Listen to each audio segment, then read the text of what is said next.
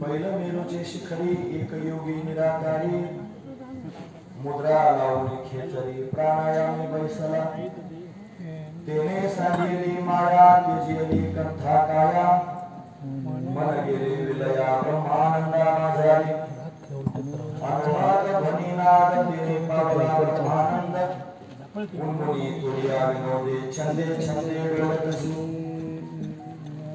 ज्ञानगोदावरीचे तरी स्नान केले पंचाळेश्वरी ज्ञानदेवाची अंतरी दत्तात्रय योगिया तेने सांगितली माया तेजेली कंथा काया मन गेले विलया ब्रह्मानंदा झाली विठोबा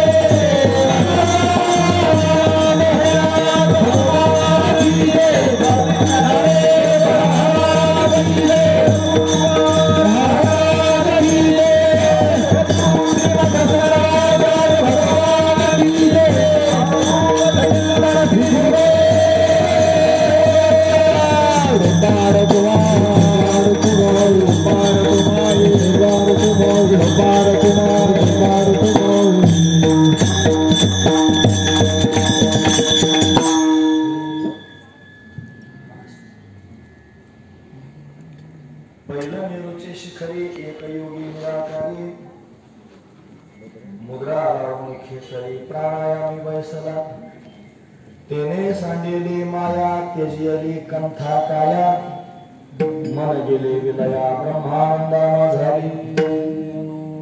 प्रस्तुत प्रसंगी कीर्तन रूपी सेवेकरिता निवडलेला अभंग माऊली महावैष्णव भगवान ज्ञानोबरायांचा दत्तात्रय भगवंताचं वर्णन करून सांगणारा अशा पद्धतीचा अभंग आहे। या अभंगामध्ये माऊली महावैष्णव भगवान ज्ञानोबराय आपल्याला काय प्रतिपादन करून सांगतात तत्पूर्वी आपण एकदा सांगताना श्री संताते माता करणारे श्री संताते माता करणारे शास्ता हे करे दंडवत शास्ता हे करे दंडवत श्री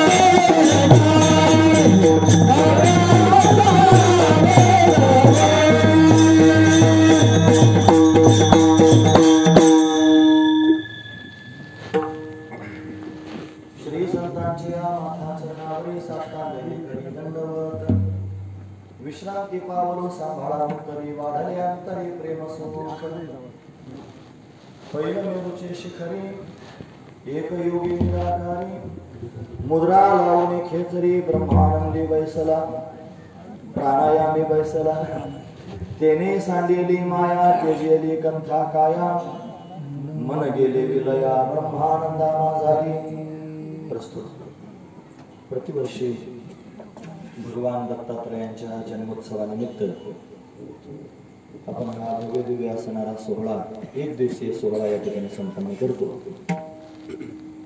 त्या सोहळ्यात उत्तरत असणारी ही भगवंताची कीर्तन रूपी सेवा ही अकारण करुणावरून आले भक्तकाम कल्पद्रुम भगवान पांडुरंग परमात्म्याच्या अथांग करुणेने त्याच्या दयेने या सर्व संयोजक मंडळींच्या माध्यमातून ग्रामस्थांच्या माध्यमातून आमच्या वाट्याला आलेले आहे. सेवेकरिता निवडलेला अभंग माऊली महावैष्णव भगवान ज्ञानोबरायांचा आहे. ज्ञानोबराय अभंगाच्या माध्यमातून दत्तात्रय भगवंताचं वर्णन करून सांगतायत. त्याची दिव्य असणारी स्थिती वर्णन करून सांगतायत. काय सांगतायत महाराज? ते म्हणतात पहिलं मेरूचे शिखरी मेरू पर्वताच्या शिखरावरती एक योगी निराकारी निराकार स्थितीला प्राप्त झालेला एक योगी विराजमान आहे मेरू पर्वताच्या शिखरावर. त्याने सांडलेली माया सगळ्या जगाला भ्रमित करून टाकणारी माया सर्वांना आवागमनाच्या चक्रामध्ये त्यांनी लुटून देणारी माया त्या मायेवर विजय प्राप्त करून त्यांनी सांडलेली माया तेजेली कंथा काया कंथा म्हणजे एक विशिष्ट असणारं वस्त्र आहे किंवा काही ठिकाणी आसनाला सुद्धा कंथा म्हणतात म्हणून त्यांनी हे शरीरच त्या कंथ्यासारखं आहे पण ही काया कंथ्या समान असणारी काया तेजेली टाकूनच दिली महाराज. कंथा काया मन गेले विलया ब्रह्मानंदा आधारी पण ब्रह्मानंदामध्ये मन विलीन होऊन गेलेलं आहे. विलक्षण असणारी अवस्था प्राप्त झालेली आहे. अनुहत ध्वनीनाद अनाहत ध्वनी आघाता वाचून निर्माण होणारा ध्वनी अनाहत ध्वनीनाद तेने पावला परमपद. त्या अनाहत ध्वनीच्या प्रभावाने त्यांनी परमपदाची प्राप्ती त्याची झालेली आहे. उन्मुनी तुर्या विनोदे छंदे छंदे डोलत असे. उन्मुनी म्हणजे मनाचा मनपणा जिथे संपून जातो त्याला उन्मुनी म्हणतात. आणि तुर्यग म्हणजे आत्मस्वरूपाची स्थिती त्याला तुर्यग अवस्था असं म्हणतात. मन विलीन झाल्यानंतर आत्मस्वरूपाच्या स्थितीमध्ये स्थिर होऊन छंदे छंदे डोलत असे छंदा छंदात डोलतोय. ज्ञान गोदावरीचे ती ज्ञानरूपी गोदावरी आहे. तिच्या तीरावरती स्नान केले पांचाळेश्वरी पांचाळेश्वर महादेव.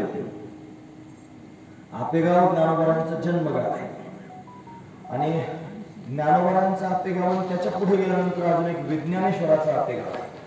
त्या विज्ञानेश्वराच्या आखेगावामध्ये इकडच्या बाजूला नदीच्या विज्ञानेश्वर महादेव आहे आणि त्याच नदीच्या पलीकडच्या काठावर पांचाळेश्वर आहे. ते पांचाळेश्वर हे स्थान आहे ते दत्तात्रयांचं विशेष असणारं स्थान मानलं जातं. म्हणून ज्ञानगोदावरीचे तेरी स्नान केले पांचाळेश्वरी, ज्ञानदेवाचे अंतरी दत्तात्रय योगिया. म्हणून अशा पद्धतीनं जो दिव्य स्वरूपामध्ये विराजमान असणारा योगी आहे त्या योग्याला मी माझ्या हृदयामध्ये त्यांनी साठवलेला आहे, मी त्याचे चिंतन करतो आहे असं मौली महाविष्णू भगवान ज्ञानोबराय आपल्या समोर करून सांगतायत. असा अभंगाचा सरळ अर्थ पाहण्याचा आपण प्रयत्न केला. विठोबा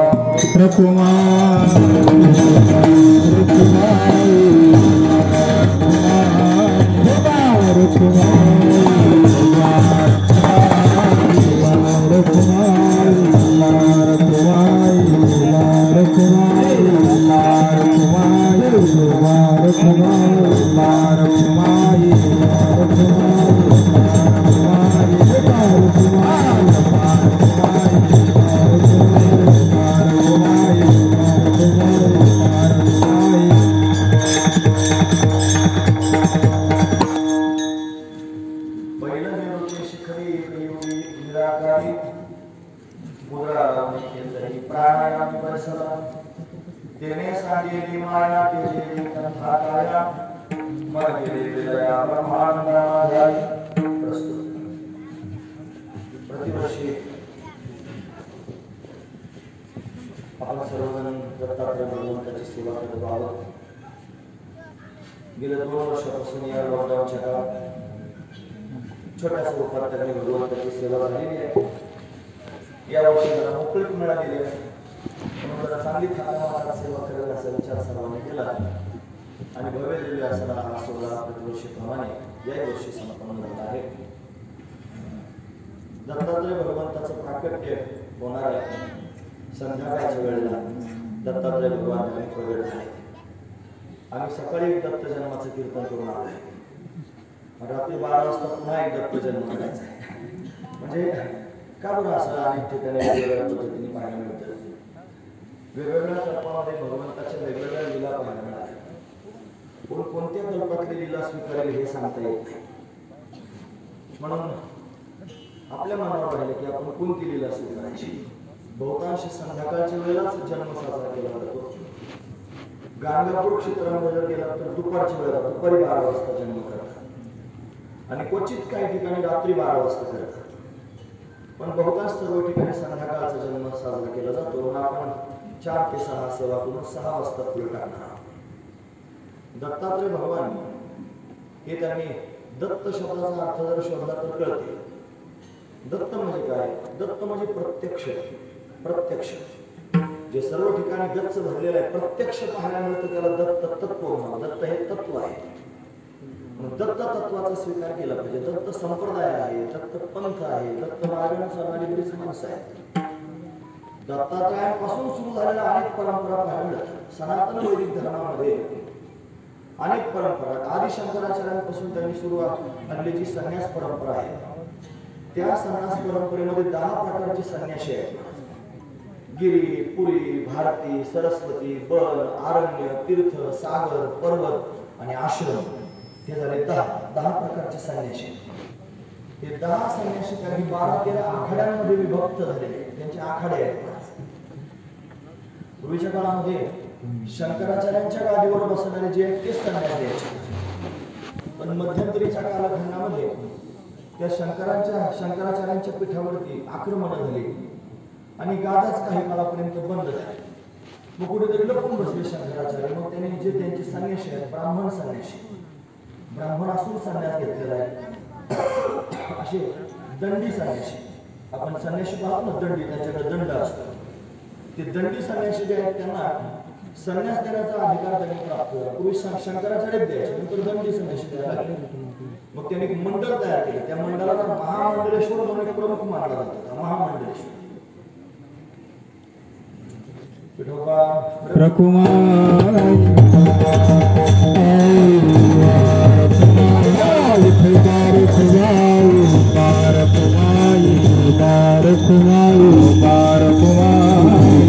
Kumar मंडल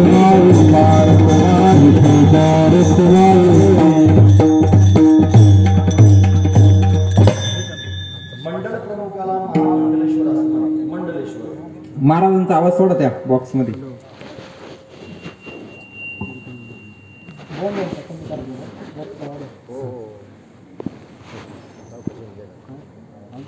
हरी वाढवा महाराजांचा बॉक्स मध्ये. हरी हरी माईकच कनेक्ट नाही होत. असू द्या असू द्या. विठोबा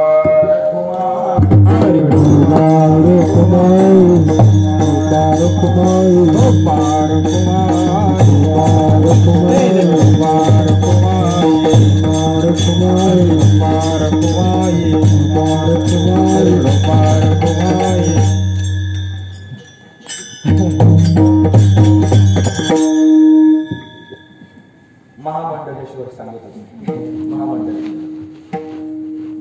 मग एका मंडलेश्वराच्या आधिपत्याखाली बरेच संन्यासी यायला लागले. मग त्याने आखाडे तयार केले.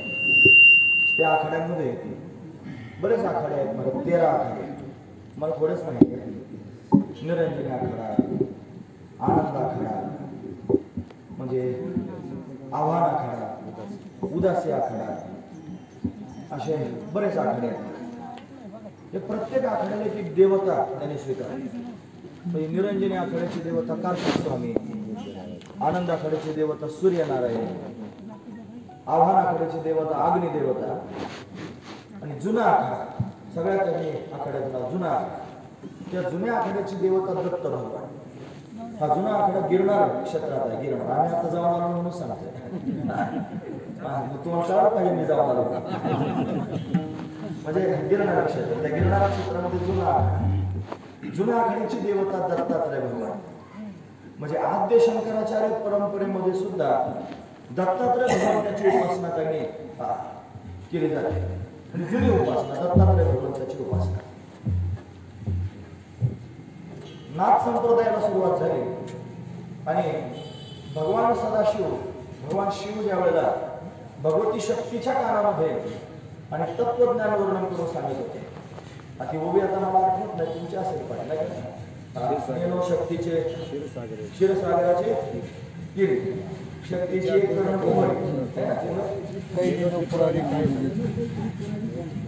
नेनो काही त्रिपुरारी सांगितलं. त्रिपुरारीमध्ये भगवान शंकराने काहीतरी सांगितलं भूमीच्या काळात सांगितलं. तिला म्हणतात की ऐकायला नाही भोग करायला. पण माशाच्या अंड्यात असताना मच्छिंद्रनाथाने शिरवलं आणि मच्छिंद्रनाथाला ते ऐकायला मिळालं. तिथून भगवान शंकर त्यांची गुरु झाले. म्हणजे आदिनाथ उमा बीज प्रकट केले. मच्छिंद्राने सर्वस्थिती त्याची प्रेममुद्रा गोरक्षात झाली.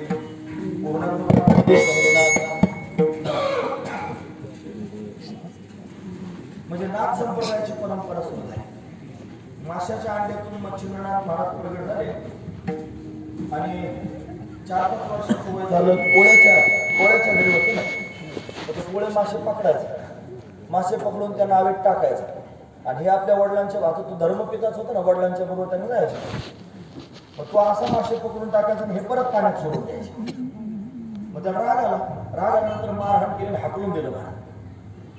लहानपणीच त्यांनी माशाच्या अंड्यात असतानाच ऐकायला मिळालं तो तत्वबीज भगवान शंकराचं मुख. म्हणजे त्यांची ओरिजिनल गुरु भगवान शंकर आहे.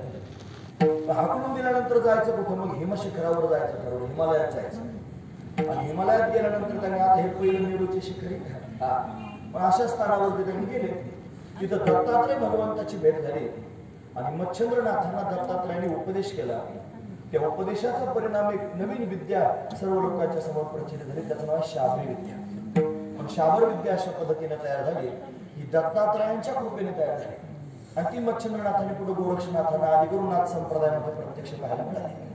पण आदिनाथ संप्रदाय त्या काही चालत आला. नाथ संप्रदाय आपण त्याला म्हणतो, आदिनाथ संप्रदाय म्हणतो. वेगवेगळे पंथ आहेत, एकच आहे सर.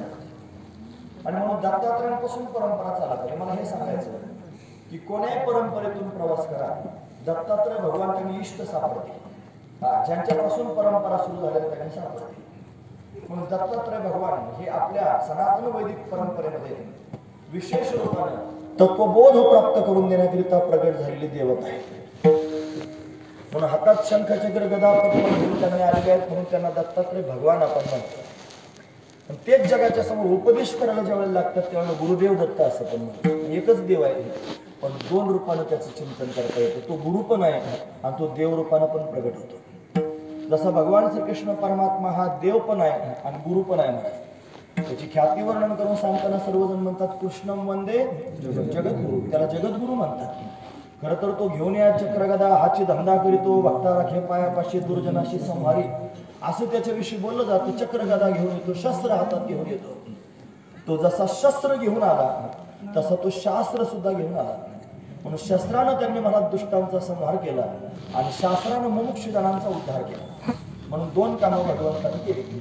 गीता जयंती आत्ताच झाली. आपण सर्वजण ते चिंतन त्यांनी श्रवण केलंच असणार आहे. म्हणून त्यांनी भगवान श्रीकृष्ण परमात्मा देवही आहे आणि गुरु पण आहे. त्याला गुरु व्हावं लागलं. ज्या ज्या वेळेला मुमुक्षु त्यांनी प्रगट होतो ना महाराज, मुमुक्षु अवस्था चित्तात निर्माण होते त्यावेळेला तो मुमुक्षु शांत राहत नाही. त्याचं चित्त तळमळ करतं. त्याला वाटतं मला मुक्त व्हायचं आहे. मी कसा मुक्त होईल, कोणत्या माध्यमातून मुक्त होईल, मला कोण मुक्त करीन, असा त्याच्या चित्तामध्ये सारखी तळमळ होत असते महाराज. आणि ज्याच्या चित्तात अशी तळमळ होते त्यालाच मुमुक्षु म्हणत जावं. नाहीतर काय कामाचं नाही. परमार्थ करणारे कितीतरी हजारो लोक सापडतात महाराज. लोकांचा गैरसमज आहे. लोकांना वाटतं माळ घातली म्हणजे परमार्थ झाला. लोकांना वाटतं गण लावला रोज म्हणजे परमार्थ झाला. नाही नुसती पोथी वाचली म्हणजे परमार्थ झाला असं नाही. परमार्थ परमार्थ करण्याकरिता तळमळच असावी लागते. त्या तळमळीशिवाय परमार्थ संभवत नाही. जगद्गुरु तुकोबाऱ्यासारख्यानं म्हणावं लागलं यादसाठी केला होता अट्टहास. आणि अट्टहास केल्याशिवाय त्यांना साध्य झालं नाही असं ते स्वतः वर्णन करून सांगतात. आपण काहीच अट्टहास करीत नाही, आपलं काय साध्य होत आहे. पण फक्त त्यांनी वरपंग आपल्या सर्वांकडे पाहिलं नाही. माझं सगळं मी सांगतोय माझ्या अनुभवानच सांगतो. वरपंगच आहे मला सगळं. म्हणून त्यांनी वरपंगाला होत नाही. तळमळ असली पाहिजे. ज्याच्या अंतःकरणात तळमळ निर्माण झाली मोक्ष स्वरूपाला प्राप्त करून घेण्याची, भगवंताला त्याची चिंता पडते महाराज. मग काय होतं, आपणची देव होय गुरु. मग देव स्वतःच गुरु रूपाने येतो. ऐसी कर्मसाम्य दशा होय जैत विरेशा तै सद्गुरु आपैसा भेटण्याची की आपोआप श्रीगुरूंची प्राप्ती होते. श्रीगुरु स्वतःच चालत येतात आणि येऊन तत्वबोध प्राप्त करून देतात. आणि मग खऱ्या अर्थानं मुमुक्षूचा उद्धार होतो महाराज. दुर्लभ असणारी गोष्ट आहे. माणसाचं शरीर दुर्लभ आहे, त्याच्यात मुमुक्षुता दुर्लभ आहे, त्याच्यात त्यांनी महापुरुषाची संगती दुर्लभ आहे. शंकराचार्यांनी विवेक चूडामणीमध्ये सांगितलेलं आहे. दुर्लभम त्रयमेव तद्देवानुग्रह हेतुकम मनुष्यत्व मुमुक्षुत्व महापुरुष संश्रय. हा पण असा महात्मा त्यांनी भेटतो मग मोक्ष स्वरूपाची प्राप्ती होते. अर्जुनाला त्यांनी महाराज जिज्ञासू व्हावं लागलं. अर्जुनाला त्यांनी महाराज बुद्धी भ्रमित झालेली आहे. कार्पण्य दोषोपहत स्वभाव पृच्छामिकाम धर्म समृद्ध म्हणून लागला ना देवाच्या समोर. व्यापूळ झाला, गुडघे जमिनीवर टेकून हात जोडून म्हणायला लागला देवा तू काहीच कसं बोलत नाही. पहिल्या अध्यायात देव काही बोललाच नाही. मग दुसऱ्या अध्यायामध्ये त्यांनी निमशिम त्याच बोलून झाल्यावर मग देव त्यांनी बोलायला सुरुवात केली. देवानं हा म्हणतोय शिष्य असते हा शाधिमा मी तुझा शिष्य झालो काहीतरी उपदेश करून. मग भगवंतानं उपदेश केला. आधी फार पंडितासारखा बोलत होता. मग त्याने देवाच्या समोर विनंती केली. मग देवाने त्याला तत्वज्ञान सांगितलं. मग त्याच्या तोंडातून पोहोच पावती आली. नष्टो मोह स्मृतिर्ला तत्प्रसादान्मयाच्युत स्थितोस्मी गत संदेह करिष्ये वचनं तव. तेव्हा तू म्हणशील तसं आता मी करतो. मला स्मृती प्राप्त झालेली आहे. माझा संदेह निघून गेलेला आहे. मग देवालाही आनंद झाला. देव म्हणला मग सावळा सकुंतनो बाहो पसरोनी दक्षिणो आलिंगिला स्वशरणू भक्तराज हृदया हृदय एक झाले. हे हृदयचे ते हृदय घातले द्वैतन मोडता केले आपण असे अर्जुना. आपल्यासारखं करून घेतला अर्जुना मग युद्धात घातला महाराज. महत्वाची गोष्ट आहे. मला सांगायचं तात्पर्य एवढंच आहे की ज्या वेळेला मनुष्य या स्थितीत येतो, या अवस्थेत होतो, त्यावेळेला श्रीगुरु त्याला भेटतात. भेटून त्याला उपदेश करतात. त्याचं जीवन कृतार्थ होत असतं. म्हणून देवाचा आहे महाराज. जिथं जिथं त्यांनी महाराज दुष्टांचा संहार करण्याचा प्रसंग असतो तिथं हा देव शस्त्र घेऊन येतो. आणि जिथं जिथं जे साधकांचा उद्धार करण्याचा प्रसंग येतो तिथे तिथं हा गुरु होऊन येतो. म्हणून त्यांनी एकच दैवत आहे दत्तात्रय. पण ते त्यांनी महाराज शस्त्रास्त्र घेऊन दिसतात म्हणजे दुष्टांचा संहारही करू शकतात. आणि तेच त्यांनी महाराज मुमुक्षु जनांचा उद्धारही करू शकतात. हे त्यांचं सामर्थ्य आहे. पण असे दत्तात्रय भगवान प्रगट झालेले आहेत. त्यांचं प्राकट्य दिवस आज आपण सर्वजण दत्त जयंतीच्या रूपाने त्यांनी पाहतो आहोत. म्हणून ही दत्त जयंती साजरी करणं हा आपलं त्यांनी कर्तव्य आहे. भगवंताचे 24 अवतार भागवतात वर्णन करून सांगितले. या 24 अवतारांमध्ये त्यांनी दत्तात्रय भगवंताचा 6वा अवतार आहे. 6वा अवतार 24 अवतारात 6वा अवतार आहे. म्हणजे त्यांनी महाराज 24 अवतारात भगवान धारण करतो. प्रत्येक अवतारामध्ये काही विशेषत्व आहे. तसं दत्तात्रय अवतार सुद्धा काही विशेष रूपानं वर्णन करून सांगितलेलं आहे. कशाकरिता दत्तात्रय अवतार घेतला असेल, का बरं भगवान दत्त रूपानं प्रत्यक्ष प्रकट झाले असतील. जन्माच्या अभंगामध्ये त्याचं स्पष्टीकरण देताना वर्णन केलं. विश्वतारावया हे अवतार आत्रीची अनुसया बरोबर. विश्व कशाकरिता अवतार धारण केला त्याची कारण मीमांसा कळाली पाहिजे ना. म्हणून विश्वाचा उद्धार करण्याकरिता दत्तात्रय भगवान प्रत्यक्ष प्रगट झाले. पण विश्वोद्धार करणारे आहेत. वास्तविक पाहता ते स्वतःच्या मस्तीमध्ये मस्त आहेत. हे बघा, विश्वाचा उद्धार तोच करू शकतो जो स्वतः उद्धारून गेलेला आहे. आता आम्ही कंबर बांधल्यावर आम्हाला असं वाटतं बस मी सगळ्या जगाचा उद्धारच करणार आहे. नुसतं कंबर बांधल्याने कुठे उद्धार होत असतो का स्वतःचा? आहे की नाही म्हणत. कंबर बांधून सगळ्या लोकांच्या समोर त्यांनी बोलणं ही कला आहे. 2 तास लोकांना खेळून ठेवायचं मस्त त्यांनी लोक ऐकतच राहिले पाहिजे असं त्यांनी ही कला आहे म्हणा. तरी कीर्तनाची माझं म्हणणं नाही बरं, म्हणजे सप्रमाण बोलत जाऊ नाही तर कीर्तनकारावर केस करतात लोक. आता सरळ मुद्दा आहे मला. म्हणजे तरी कीर्तनाचे नटनाचे नट म्हणजे नाचतो ना महाराज नट. तसा कीर्तनामध्ये नट नाचतो. नाचले व्यवसाय प्रायश्चित्ताचे ते नामाचे नाही पापाची ऐसी केले नट. मला सांगायचं म्हणजे कलाकार बोलण्याची सुद्धा कला आहे. वक्तव्य ही कला आहे. मग कला लोकांच्या समोर प्रदर्शित करणं म्हणजे काय लोकांचा उद्धार करणं असा अर्थ लावायचा नाही. म्हणजे मला फार चांगलं बोलता आलं म्हणजे मी तुमचा उद्धार करील असा त्याचा अर्थ होत नाही. उद्धार करणारे महात्मे तर काही वेगळेच असतात महाराज. उलट ते लोकांच्या पुढे येतच नाही. ते म्हणतात लांब राहा. मस्त त्यांनी राहा. एखादाच त्यांनी त्यांच्या जवळ जातो. मग ते अशा पद्धतीने त्याला स्वीकारतात. त्याला पण पारखून स्वीकारतात. त्याला तपासतात. त्याला वाजवतात. वाजवणं म्हणजे कळतं ना, चांगलं वाजवतात. आणि मग अशा पद्धतीने स्वीकारून त्याच्यावर कृपा करतात. महाराज अशी सहजासहजी कृपा करत नाही. आताच एक कीर्तन करून त्याच्यात सांगितलं. आलर्क नावाचा राजा होता. आलर्क म्हणतात मदाला सराने आपण ज्ञानोबाराने लिहिलेलं मदालसा प्रकरण पाहतो ना, प्रकरण आहे ना. हे पर्यंते मदालसा सोहम जो जो रे बाळा आला शिकवण्या वाटा मातेची गर्भवासा. काय म्हणते निज ध्यानी निज पारे लक्ष लागू दे डोळा. अशी त्याच्यातली प्रमाण सगळे सुसंगत असतील. मी म्हणलेलं असं नाही, मागे पुढे सुद्धा असू शकतील. म्हणून त्यांनी महाराज असं वर्णन आहे. त्या मदालसेला मुलं त्यांनी झाली. पहिला मुलगा झाला. मुलगा झाला की पाळण्यात घातला आणि पाळण्यात घालून झोका द्यायला लागली. त्याला उपदेश करायला लागली. पर्यंते मदालसा सोहम जो जो रे बाळा उपदेश केला महाराज. तिच्या उपदेशानं त्यांनी महाराज मुलगा पाळण्यातच स्वरूपस्थितीला प्राप्त केला. काय विलक्षण अधिकार आईचा असेल म्हणजे अशी आई झाली पाहिजे. म्हणून त्यांनी महाराज तिने एक मुलगा तर ब्रह्मज्ञानाने त्यांनी मस्त करून टाकला. मुलांना हालचालच केली नाही महाराज. तो त्या जागेवर पडूनच राहिला. राजाला वाटलं अशी कशी मुलं मग ती मंद जन्माला यायला लागली. पहिला मुलगा झाला त्याचं तसं झालं. दुसरा झाला तो पण तसाच झाला महाराज. मग तिसरा मुलगा झाला. राजाने विचार केला म्हणले ही आई कारणीभूत आहे. लेकरू पाळण्यात घातले की ही त्यांनी त्याला काहीतरी शिकवते. त्या पोराचं असं होतं. मग काय केलं पाहिजे. दत्त महात्म्य नावाचा ग्रंथ आहे त्याच्यात हे वर्णन आलेलं बरं बाहेर. म्हणजे वासुदेवानंद सरस्वती टेंभे स्वामी त्यांनी दत्त भक्त दत्त परंपराचे दत्त संप्रदायाचे आहेत महाराज. त्याच्यात ते वर्णन आहे. पाहण्यासारखंच आहे. गोड आहे महाराज ते चिंतन. मग ते त्यांनी तिसरा मुलगा झाला. राजाने दिला नाही महाराज त्याच्या हातात, आईच्या हातात दिला नाही. मग त्याला स्वतंत्र सांभाळलं, मोठं केलं, त्याला वृत्तीवर ठेवलं. पहिले 2 निवृत्त करून टाकले होते ना, मग याला वृत्तीवर ठेवलं. वृत्तीवर ठेवून तो राजा झाला. पण आईचा अंतकरण आहे ना महाराज त्याचाही उद्धार झाला पाहिजे. हे लक्षात घेण्यासारखं आहे महाराज. आईचं अंतकरण मुलाकरता तळमळतं पण ती सांसारिक भोगाला प्राप्त करून देण्याकरिता तळमळते. आईला वाटतं त्यांनी याचं चांगलं झालं पाहिजे. म्हणजे याला चांगली बायको मिळाली पाहिजे, चांगले लेकरं झाले पाहिजे, चांगले घर बांधलं पाहिजे, चांगलं जमीन जुमलं असलं पाहिजे. एवढाच विचार आई करते मला. कारण तिच्या बुद्धीनुसारच ती विचार करणार आहे. पण आईने जर विचारच करायचा असेल मुलाचा तर तिने असा विचार करावा की माझा मुलगा मुक्त झाला पाहिजे, माझ्या मुलाला ब्रह्मज्ञान झालं पाहिजे, संसार बंधनातून मुक्त झाला पाहिजे असा विचार करणारी ती आई होती. की मुलाकडे पाहिलं तिनं आणि पाहिल्यानंतर त्यांनी महाराज एक पत्र लिहिलं. ते पत्र घडी घालून एका पेटीत घातलं. त्या पेटीला कुलूप लावलं आणि कुलूप लावून त्यांनी महाराज चावी त्याच्या हातात दिली. सांगितलं हे बघ आणीबाणीच्या प्रसंगामध्ये त्यांनी ही पेटी उघड, तोपर्यंत उघडू नकोस. असं झालं. ते जे 2 भाऊ त्याच्या आधीचे होते ते ब्रह्मानंदात मस्त झाले होते. त्यांना त्या आईने सांगितलं याचा उद्धार व्हावा, काहीतरी केलं पाहिजे. म्हणून त्यांनी नाटक केलं महाराज वृत्तीवर येण्याचं. आणि शेजारी पाजारी राजांबरोबर संधान साधलं आणि संधान साधून त्यांनी अशा पद्धतीने आक्रमण केलं भावावर. या आलर्कावर आक्रमण केलं. आक्रमण करून त्याला हरवलं, परास्त करून टाकलं. त्याचं राज्य हिरावून घेतलं. मग हा हिनदीन झाला आणि हिनदीन होऊन भटकू लागलं. त्यावेळी त्याच्या लक्षात आलं आईनं माझ्या एक पेटी दिली होती आणि ती आपण उघडून पाहिली पाहिजे. पण पेटी शोधली, उघडली, त्याच्यात पत्र सापडलं. मग सांगितलं जा दत्तात्रय भगवंताला भेटण्याकरिता जा मातापूर पर्वतावर, म्हणजे माहूरगड तिथे त्याला दत्तात्रय वाचलं जा म्हणे तिथे. पण ते पत्र वाचून तिथपर्यंत अशा पद्धतीने गेला तर विलक्षण चित्र पाहायला मिळालं. दिगंबर अवस्थेत बसले होते महाराज. दिगंबर अवस्था म्हणजे वस्त्ररहित अवस्था, दिगंबर. आणि एकटेच बसले होते असं नाही, एका स्त्रीला मांडीवर घेऊन बसले होते, ती पण दिगंबर अवस्थेत होती. आणि विलक्षण असणारी क्रीडा दोघांची सुरू असलेली या अभंगानं पाहिली.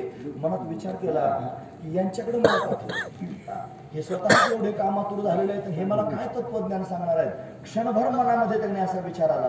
पण दुसरा विचार केला, आईनं सांगितलंय ना, मग थांबायचं, विचारायचंच त्यांना काहीतरी. पण जवळ जाण्याचा प्रयत्न केला, जवळ येऊ दिलं नाही, हाकलून दिलं.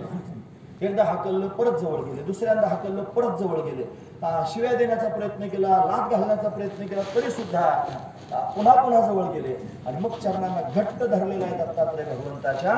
मग ज्यावेळेला अशा पद्धतीने अनन्य भावनेनं भक्त शरण येतो त्यावेळेला ते त्याच्यावर कृपा करतात. महाराज मी फक्त झटकायचं म्हणत होतो, मी फक्त त्याने महाराज अशा पद्धतीने ते तपासणी करतात की नाही, शिष्याला तसं तत्वज्ञान त्यांनी सांगू नये, वाजवतात, म्हणजे वाजवून त्यांनी देतात की नाही, म्हणून चांगला वाजवला आणि वाजवून सुद्धा जागा सोडत नाही असं ज्यावेळेला कळालं त्यावेळेला दिव्य असणारं रूप स्वतःचं प्रत्यक्ष प्रगट केलं आणि अलर्काला तत्वज्ञानाचा उपदेश अशा पद्धतीने करून टाकला.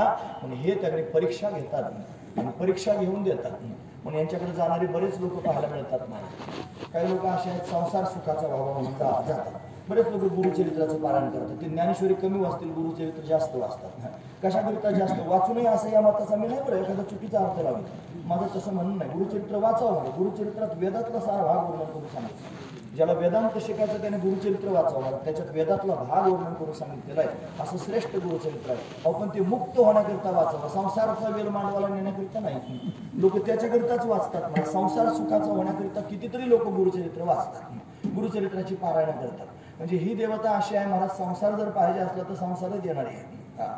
काही लोक असे आहेत ना, काहीतरी बाधा झालेली आहे, कोणीतरी मला त्रास देत आहे, भयंकर काहीतरी जादूटोणं झालेलं आहे, याच्यातून बाहेर निघालं पाहिजे, काय करावं. मग कोणीतरी सांगतं दत्त भगवंताची शरणागती करा, मग गुरुचरित्राची पारायण करतात त्याच्यातून बाहेर निघण्याकरता.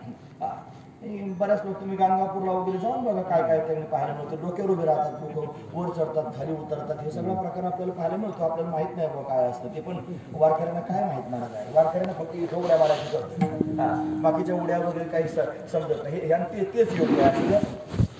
म्हणून काही जर असेल तर त्यांनी मला दत्तात्रय भगवान त्याच्यातून मुक्त करतात. दोन मुद्दे मी तुमच्या समोर सांगितले, म्हणजे संसारही प्राप्त करून देतात आणि दुष्ट प्रवृत्तीचा त्यांनी विध्वंस करून टाकतात, म्हणजे आसुरी शक्तींना घालवण्याचं पण काम करतात. दोन मुद्दे झाले.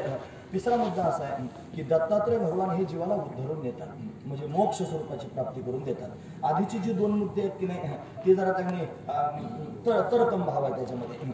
सगळ्यात खालचा मुद्दा जर कोणता असेल तर आसुरी प्रवृत्तीचा घात करण्याकरिता त्यांनी लोक त्यांच्याकडे जातात, सामान्य मुद्दा. त्याच्यापेक्षा जरा बरा आहे मला, संसार सुखाचा भाव म्हणून जातात. पण त्याच्यापेक्षा श्रेष्ठ असणारा मुद्दा, उत्तम असणारा मुद्दा जर कोणता असेल तर दत्तात्रय भगवंताकडे त्यांनी मला मोक्ष प्राप्ती करता जावं, मला मोक्ष कधी होईल, मला त्यांनी मुक्त स्थिती कधी प्राप्त होईल, माझा उद्धार कधी होईल अशी भावना अंतःकरणात ठेवून त्यांच्याकडे जाणारा मनुष्य हा श्रेष्ठ असणारा मनुष्य आहे महाराज. म्हणून त्याला सुद्धा त्यांनी मोक्ष स्वरूपाची प्राप्ती करून देतात. या तीन गोष्टी मी तुमच्या समोर का वर्णन करून सांगितल्या. त्यांना तोंड किती आहेत आता सध्या?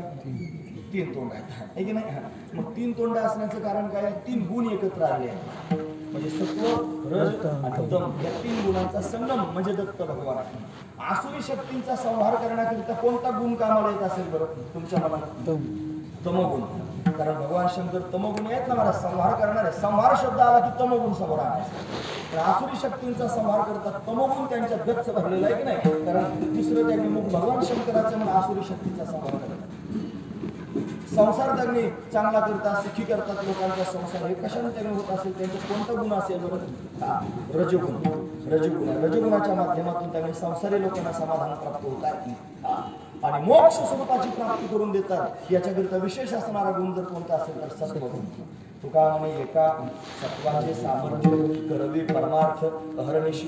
रात्रंदिवस परमार्थ जर कशामुळे होत असेल तर फक्त सत्वगुणामुळे होत असतो. मोक्ष स्वरूपाची प्राप्ती पण करून देतात दत्त भगवान. म्हणून अशा पद्धतीने 3 गुण दत्त भगवंताच्या ठिकाणी आहेत. 3 शिर त्यांना अशा पद्धतीचे आहेत. आणि म्हणून जो ज्या पद्धतीनं त्यांना शरण जाईल त्याला त्या पद्धतीनं भरभरून देणारे दत्तप्रभू आहेत. म्हणून दत्तात्रयांची उपासना केली पाहिजे. मगाचा मुद्दा एवढाच होता की आधी स्वतः मुक्त झालं पाहिजे, मग दुसऱ्याला मुक्त करता येईल. हे स्वतः त्यांनी दिव्य असणाऱ्या स्थितीत आहे, दिव्य असणाऱ्या अवस्थेमध्ये आहेत. आत्रेयांच्या घरी त्यांनी दत्तात्रयांचं प्राकट्य झालं. आत्री ऋषी भगवान ब्रह्मदेवाच्या नेत्रातून प्रगट झाले म्हणून त्यांना आत्री म्हणतात.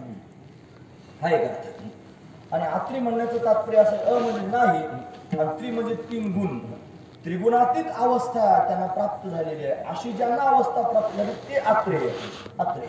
आणि अशा आत्रेयाच्या घरी त्यांनी प्रत्यक्ष प्रगट झाले. आणि प्रगट होऊन ते पण त्यांनी तपश्चर्या केली म्हणून असे सहज प्रगट होत नाहीत. तपश्चर्या केल्यानंतर प्रगट होतात महाराज. हल्ली देव फार सोपा झाला महाराज, बिगर तपश्चर्याचाच भेटतो आणि सहज भेटतो महाराज. असा सहज देव भेटत नसतो. तपे विन दैवत. जर सहज देव भेटला असतो तपे विन दैवत माऊलींचं म्हणणं फोडून काढावं लागेल महाराज. तपश्चर्या केल्याशिवाय देव भेटेल कसा? पण तपश्चर्याशिवाय भेटत नाही म्हणून तपश्चर्या केली होती. आणि फार घनघोर तपश्चर्या. वृक्ष नावाचा पर्वत होता. वृक्ष. त्या वृक्ष पर्वतावरती निर्विंध्या नावाची एक नदी वाहते. निर्विंध्या. या निर्विंध्या नदीच्या काठावर अशोक वन आहे. या अशोक वनामध्ये त्यांनी आत्री आणि अनुसूया यांनी 100 वर्षाची तपश्चर्या केली होती. मी तुम्हाला कृतयुगातली गोष्ट सांगतोय. सृष्टीला सुरुवात झाली त्यावेळेची गोष्ट सांगतोय. त्यावेळेला आयुर्मान पण जास्त स्वरूपाचं होतं. म्हणून त्यांनी 100 वर्षाची तपश्चर्या त्यांनी केली. म्हणतात निर्जळ राहून एका पायावर उभा राहून तपश्चर्या शेवटी केली. त्याचा परिणाम परमात्मा का प्रसन्न झाला. मग भगवंतानं वरदान दिलं की मी तुमच्या घरी प्रत्यक्ष प्रगट होईल. आणि असं त्यांनी वरदान प्राप्त झालं. आणि मग भगवान त्यांनी प्रगट होणार आहे. त्यांच्या घरी भगवान तपश्चर्याच्या बळामुळे त्यांनी प्रगट झाले. आणि प्रगट होऊन त्यांनी महाराज जगाला सुद्धा तपश्चर्या शिकवण्याकरिता आणि फार विरक्त असणारी स्थिती आहे. दत्तात्रय जन्माच्या शेवटी आपण फुलं टाकणार आहोत. त्यावेळेला जन्माचं सांगूया. पण ते स्वतः त्यांनी काय अवस्थेत आहेत, काय स्थितीमध्ये आहेत, कुठे राहतात असं जर त्यांनी विचारलं तर अनेक स्थानं त्यांची राहण्याचे वर्णन करून सांगतात महाराज. त्यांची दिनचर्याच वर्णन करून सांगितली जाते. म्हणतात त्यांनी सकाळचं स्नान करण्याकरिता भीमा अमरजा संगमावर असतात. दुपारची भिक्षा गाणगापूर क्षेत्रामध्ये करतात. गाणगापुरामध्ये. त्यानंतर त्यांनी भिक्षा झाल्यानंतर विश्रांती करण्याकरिता माहूरगडावर जातात दुपारी 2:30 वाजता. त्यानंतर संध्याकाळी 6 वाजता फेरफटका मारण्याकरिता कोल्हापुरात जातात.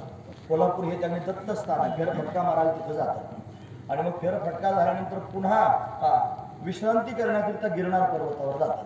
अशी त्यांची संपूर्ण दिनचर्या आहे. आणि मध्यंतरी त्यांनी मग तुम्हाला एवढ्या ठिकाणी राहतात. मग आमचं कसं काय? आपल्या ठिकाणी पण आहेत. त्यांना स्मर्तुगामी म्हणतात. काय म्हणतात? स्मर्तुगामी. जिथं जिथं त्यांचं स्मरण केलं जातं तिथं तिथं प्रत्यक्ष प्रगट होतात. ते प्रत्यक्ष प्रगट होतात म्हणून त्यांना दत्त असं म्हणतात. म्हणून अनेक ठिकाणी वास्तव्य करण्याचं सामर्थ्य त्यांच्यात आहे. ते सर्वज्ञ आहेत आणि सर्व शक्तिमान आहेत. म्हणून ते सामान्य नाहीत. जिथं त्यांनी म्हणाल त्या ठिकाणी प्रगट होतात. आर्त भावनेने म्हणलं पाहिजे माम पाही भगवन दत्त, माम पाही भगवन दत्त, माम पाही भगवन दत्त. फार संकटात पडले असाल, फार त्रासात असाल, फार कष्टात असाल, फार दुःखात असाल, फार वेदना होत असतील, फार भय अंतःकरणात निर्माण होत असेल, अशा प्रसंगामध्ये सहज म्हणत जावं माम पाही भगवन दत्त, माम पाही भगवन दत्त, माम पाही भगवन दत्त असं म्हणाल तर दत्तात्रय भगवान सोडवण्याकरिता धावून येतात. एवढं सामर्थ्य कसं काय आलं? हे तपाचं सामर्थ्य. त्यांच्याकडे तपश्चर्या आहे. काय तपश्चर्या केली? राहतात कुठे म्हणे? पहिलं मेरूचे शिखरे, मेरू पर्वताच्या शिखरावर राहतात. एक योगी आहे महाराज. दिव्य असणारी योग स्थिती त्यांना प्राप्त झालेली आहे. आणि काय करतात? तपश्चर्या करतात. कशी तपश्चर्या करतात? बघा तुम्ही ध्यानस्थ बसणारा जो मनुष्य असतो की नाही 2-3 प्रकाराने ध्यान करता येते. ध्यान मुद्रा असे हात करणं, डोळे बंद करून बसणं ही ध्यान मुद्रा आहे. असे हात करून त्यांनी ह्या 2 बोटांना एकत्र करायचं, हे याला ज्ञान मुद्रा म्हणतात. असं त्यांनी करायचं. डोळे बंद करून त्यांनी बसायचं, याला ज्ञान मुद्रा म्हणतात. ध्यान मुद्रेत त्यांनी ध्यान केलं जातं. ज्ञान मुद्रेत त्यांनी ध्यान केलं जातं. आणखी वेगवेगळ्या प्रकारच्या मुद्रा आहेत. आता त्या सगळ्या मुद्रा सांगायच्या म्हणजे काय? ज्याला खरोखर साधना करायची त्याला एकांतात सांगाव्यात सुद्धा सगळ्या मुद्रा. महत्वाची गोष्ट आहे. आता वारकरी संप्रदायामध्ये आपण वावरतो आहोत.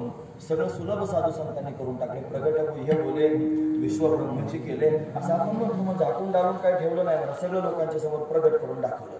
पण तरी सुद्धा साधना जर करायची असेल तर ध्यान करावंच लागेल. येथे नसरे दुसरी आटी देवा भेटी जावया तोच एक ध्यावा चित्ते करून रिते कलेवर. ध्यावा म्हणतात ना, ध्यान केलं पाहिजे. मग ध्यान करण्याची प्रक्रिया पण कळाली पाहिजे. सहज गोष्ट आहे मला तुम्ही ध्यान केलं पाहिजे. पण असं ध्यान करत असताना ध्यान मुद्रेत बसा नाही तर ज्ञान मुद्रेत बसा, पण खेचरी मुद्रा त्यांनी सहज प्राप्त झाली पाहिजे. खेचरी ख शब्दाचा अर्थ तो आकाश, म्हणजे आकाश. आणि खेचर हा शब्द बऱ्याच ठिकाणी वापरला जातो. मग ते घोड्याच्या आणि गाढवाच्या संकराला पण खेचर म्हणतात. ते खेचर आपण खेचर असतात ना तिकडे जाण्याकरता वरती वैष्णोदेवीला जाताना किंवा केदारनाथला बद्रीनाथला जाताना खेचर, त्याला खेचर म्हणतात. खेचर शब्दाचा अजून एक अर्थ येणार. निवृत्तीनाथांच्या तोंडातून शब्द बाहेर पडला होता विसोबा चाट्यान करताना, हट खेचरा. हे खेचर म्हणण्याचं तात्पर्य काय होतं? ते तसलं खेचर नव्हतं. खेचर म्हणण्याचं तात्पर्य होतं पिशाच्च. पिशाच्याला पण खेचर म्हणतात. ख म्हणजे आकाश, चर म्हणजे विचरण करणार. जो आकाशात विचरण करतो त्याला खेचर त्याने म्हणतात. म्हणजे पिशाच्च हे आकाशात विचरण करतो. पिशाच्यालाच खरकट खाण्याचा अधिकार असतो, उष्ट खाण्याचा अधिकार असतो. मग ते विसोबा काका गेले ते खरकट गोळा करून खात होते ना भावंडांच्या समोरचे, म्हणून ती खेचरासारखा खरकट खातो, भूतासारखा म्हणून हट खेचरा, म्हणून त्यांचं नावच पडलं विसोबा खेचर. हे खेचर म्हणण्याचं तात्पर्य. पक्ष्यांना सुद्धा खेचर म्हणतात.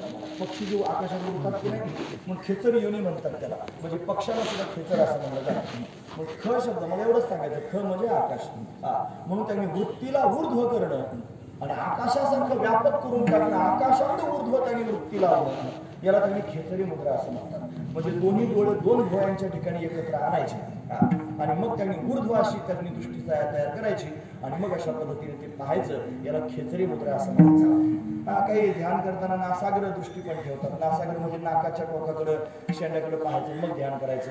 काही भूमध्यामध्ये त्यांनी महाराज अशा पद्धतीने पाहून ध्यान करायचं. जरा करून बघा जमलं तुम्ही. बऱ्याच वेळा काही लोकांना चक्कर येऊ शकते महाराज, म्हणून त्यांनी जास्त करून त्याच्याकरिता फार त्राटक असतं महाराज. त्राटक हे साधना करणारी मंडळी आहेत, त्यांना एकाग्र होण्याकरिता बऱ्याच गोष्टी असतात. म्हणतात त्यांनी मेणबत्ती किंवा दिवा लावला जातो, दिव्याच्या ज्योतीकडे एकटक पाहिलं जातं, त्याला त्राटक असं म्हणतात. काही ठिकाणी त्राटक असं असतं, पांढरा कागद घ्यायचा, त्याच्यात मध्ये काळा ठिपका अशा पद्धतीने तयार करायचा. तो आपण बसतो आपल्या समोर त्यांनी येईल अशा पद्धतीने भिंतीला चिकटवायचं आणि एकटक त्याच्याकडे पाहत राहायचं. हळूहळू काय होतो, तो ठिपका नाही सवत, मग तो सगळा कागदच काळा होतो, नाहीतर मग तो संपूर्ण कागद पांढरा दिसतो, नाही त्याच्यावर दुसरेच चित्र दिसायला सुरुवात होतात. हे त्राटकानं होत असतो. वृत्ती एकाग्र करण्याकरता असं काही लोक चंद्रावर त्राटक करतात, काही लोक सूर्यावर त्राटक करतात. म्हणजे सूर्य उगवला की उगवत्या सूर्याकडे पाहायला सुरुवात करायची आणि अशी सवय लावायची डोळ्यांना की सूर्याकडे पाहतच राहायचं. पाहता पाहता त्यांच्यात एवढी क्षमता निर्माण होते, दुपारी 12च्या सूर्याला सुद्धा सहज पाहू शकतात महाराज ते. हे त्राटकाचा प्रभाव मी तुमच्या समोर सांगतो.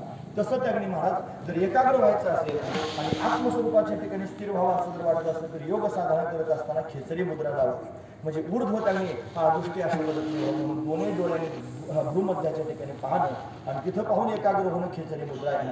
म्हणून त्यांनी मेरू पर्वताच्या शिखरावर हा योगी तपश्चर्या करतो आहे. त्यानं खेचरी मुद्रा लावलेली आहे आणि खेचरी मुद्रा लावून पुन्हा प्राणायाम करून बसलेला. प्राणायाम सहज आपला रामदेवाचा प्राणायाम आपण पाहतो की नाही महाराज, भ्रामरी असतो, त्यांनी भस्त्रिका असते, हे सगळं त्यांनी लोक कारणानिमित्तानं करतात सुद्धा त्यांनी महाराज. व कोणाला वजन कमी करायचं असतं, कोणाला आणखी काय करायचं असतं, मग ती फासफूस त्यांनी कार्यक्रम सुरू असतो. म्हणजे त्यांनी केलं पाहिजे. मग त्याचे उपकार आहेत महाराज त्या रामदेव बाबाचे की जेणेकरून सगळ्या लोकांना त्यांनी योगशास्त्र तरी लोकांच्या समोर त्यानं प्रगट केलं. पण त्यांनी योगिक प्रक्रिया जर आपण पाहून गेलो तर त्याच्यामध्ये त्यांनी यम नियम आसन प्राणायाम प्रत्याहार धारणा ध्यान आणि समाधी याला अष्टांग योग म्हणतात. या अष्टांग योगाच्या अंतर्गत असणारा त्यांनी प्राणायाम, त्या प्राणायाम करत असताना त्यांनी मला पूरक, कुंभक आणि रेचक असे 3 प्रकार असतात. पूरक म्हणजे श्वास आतमध्ये घेणं, कुंभक म्हणजे त्या श्वासाला ठेवणं आणि रेचक म्हणजे त्यांनी त्या प्रमाणात अशा पद्धतीने श्वास परत बाहेर सोडणं.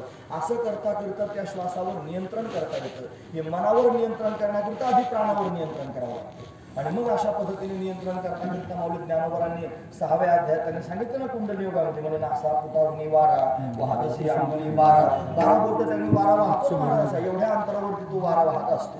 मग हळूहळू योग्याची त्यांनी प्राणायामाची स्थिती जर दूर झाली तर एक अंगुली कमी होते. मग त्याच्या नाकाजवळच श्वास येतो महाराज. फक्त हळूहळू त्याला तो पण बंद करून टाकता येतो. जिथं श्वास नावाची अवस्था आहे ती अवस्था प्राप्त करून घेता येते. मग हा योगी त्यांनी महाराज मेरूच्या शिखरावर त्यांनी बसलेला आहे. हा त्यांनी महाराज योग साधना अशा पद्धतीने करतो म्हणजे तपश्चर्या करतोय.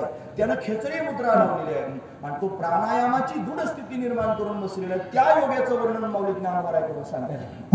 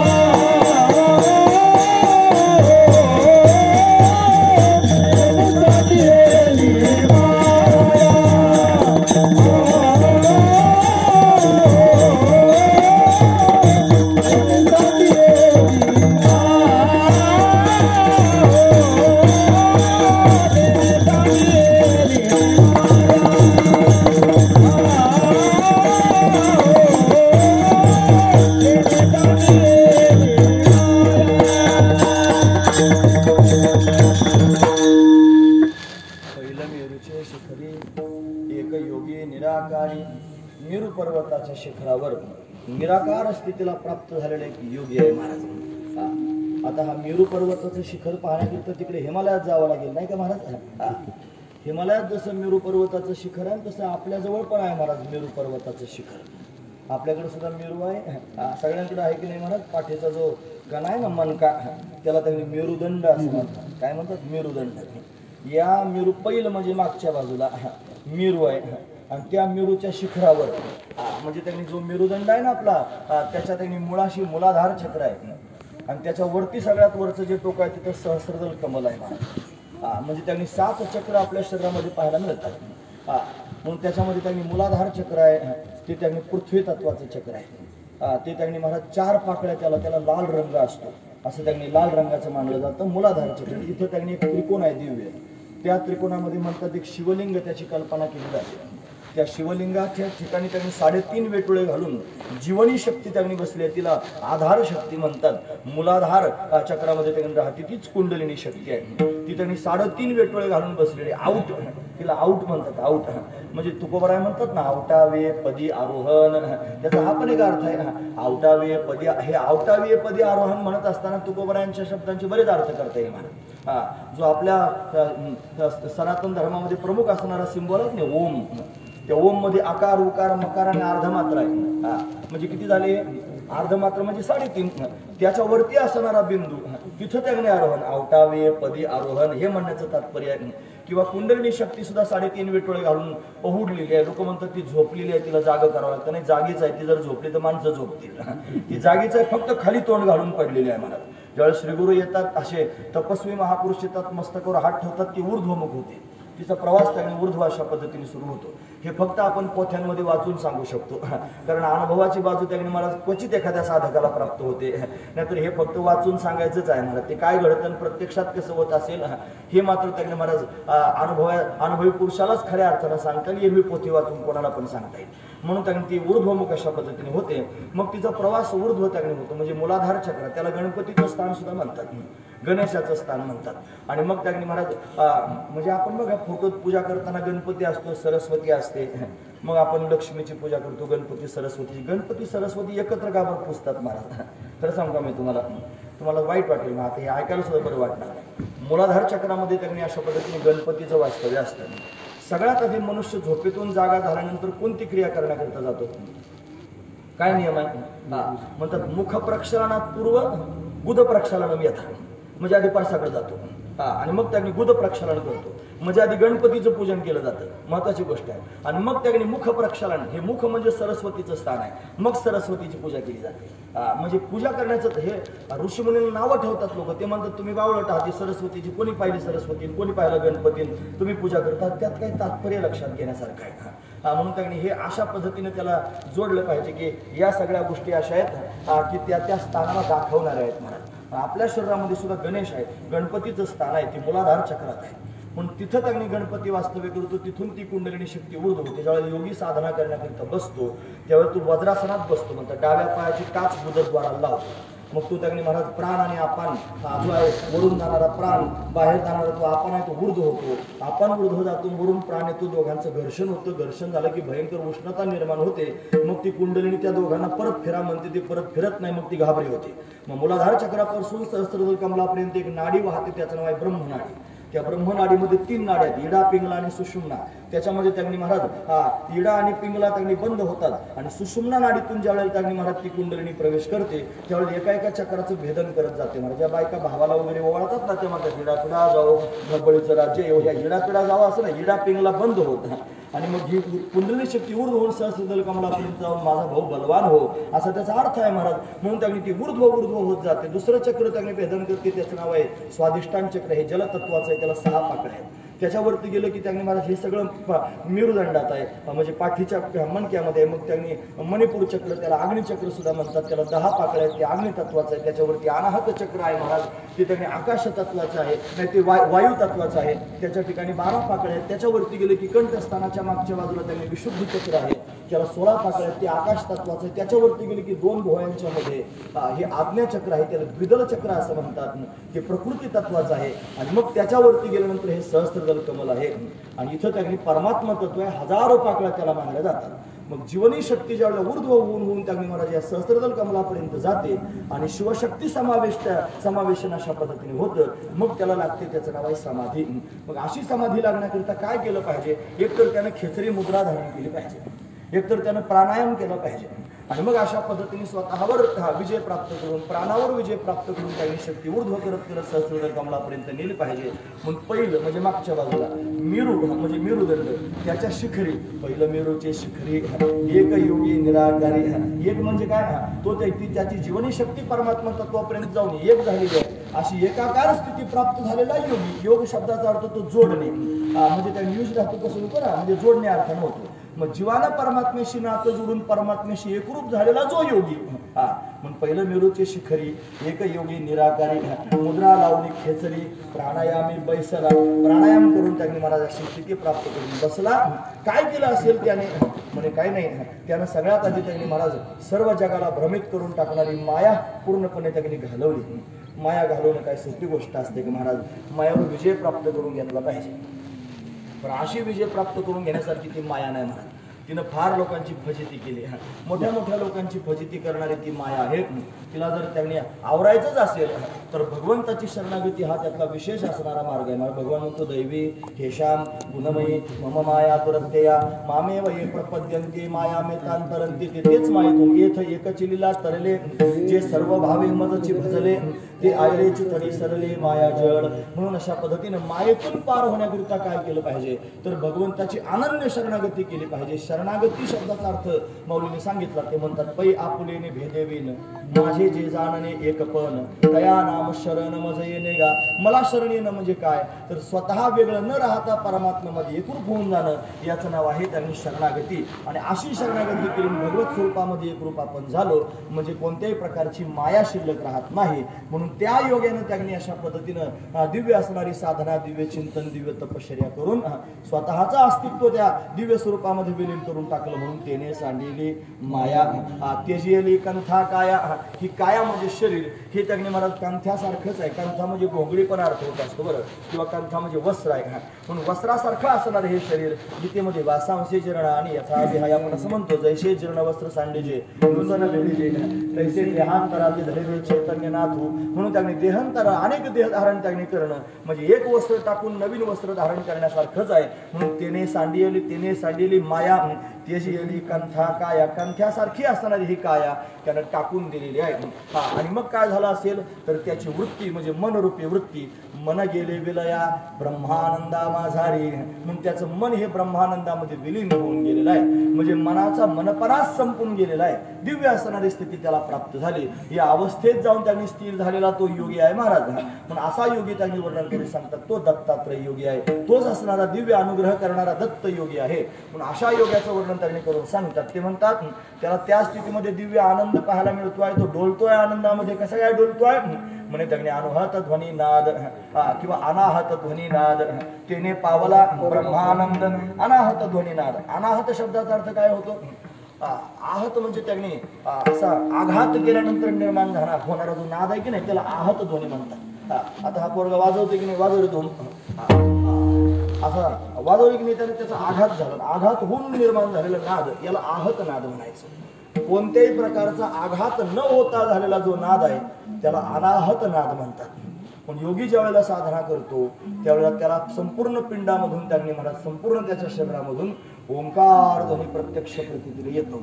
मला काही त्यांनी बाकीचं कौतुक सांगायचं नाही, पण एक विशेष गोष्ट सांगायची अजून आहेत स्वामीची.